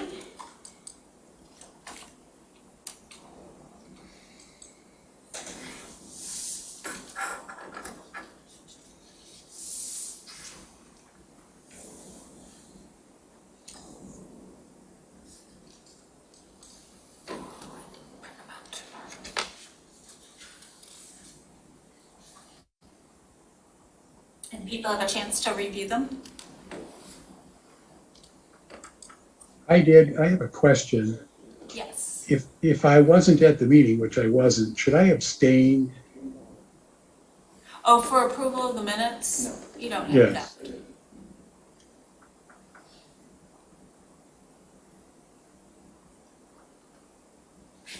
All right. I'm sorry, was the no, you don't have to abstain? You don't have or to You don't have vote? to abstain from approval of minutes. You can. You don't have to know. You don't have to. You're just approving the minutes, you're not verifying. I know people do it a lot, but technically you don't have to abstain from approval of minutes. So it's up to you. Thank you for that clarification. And I am, okay, I looked at them before. So are there any changes to the minutes?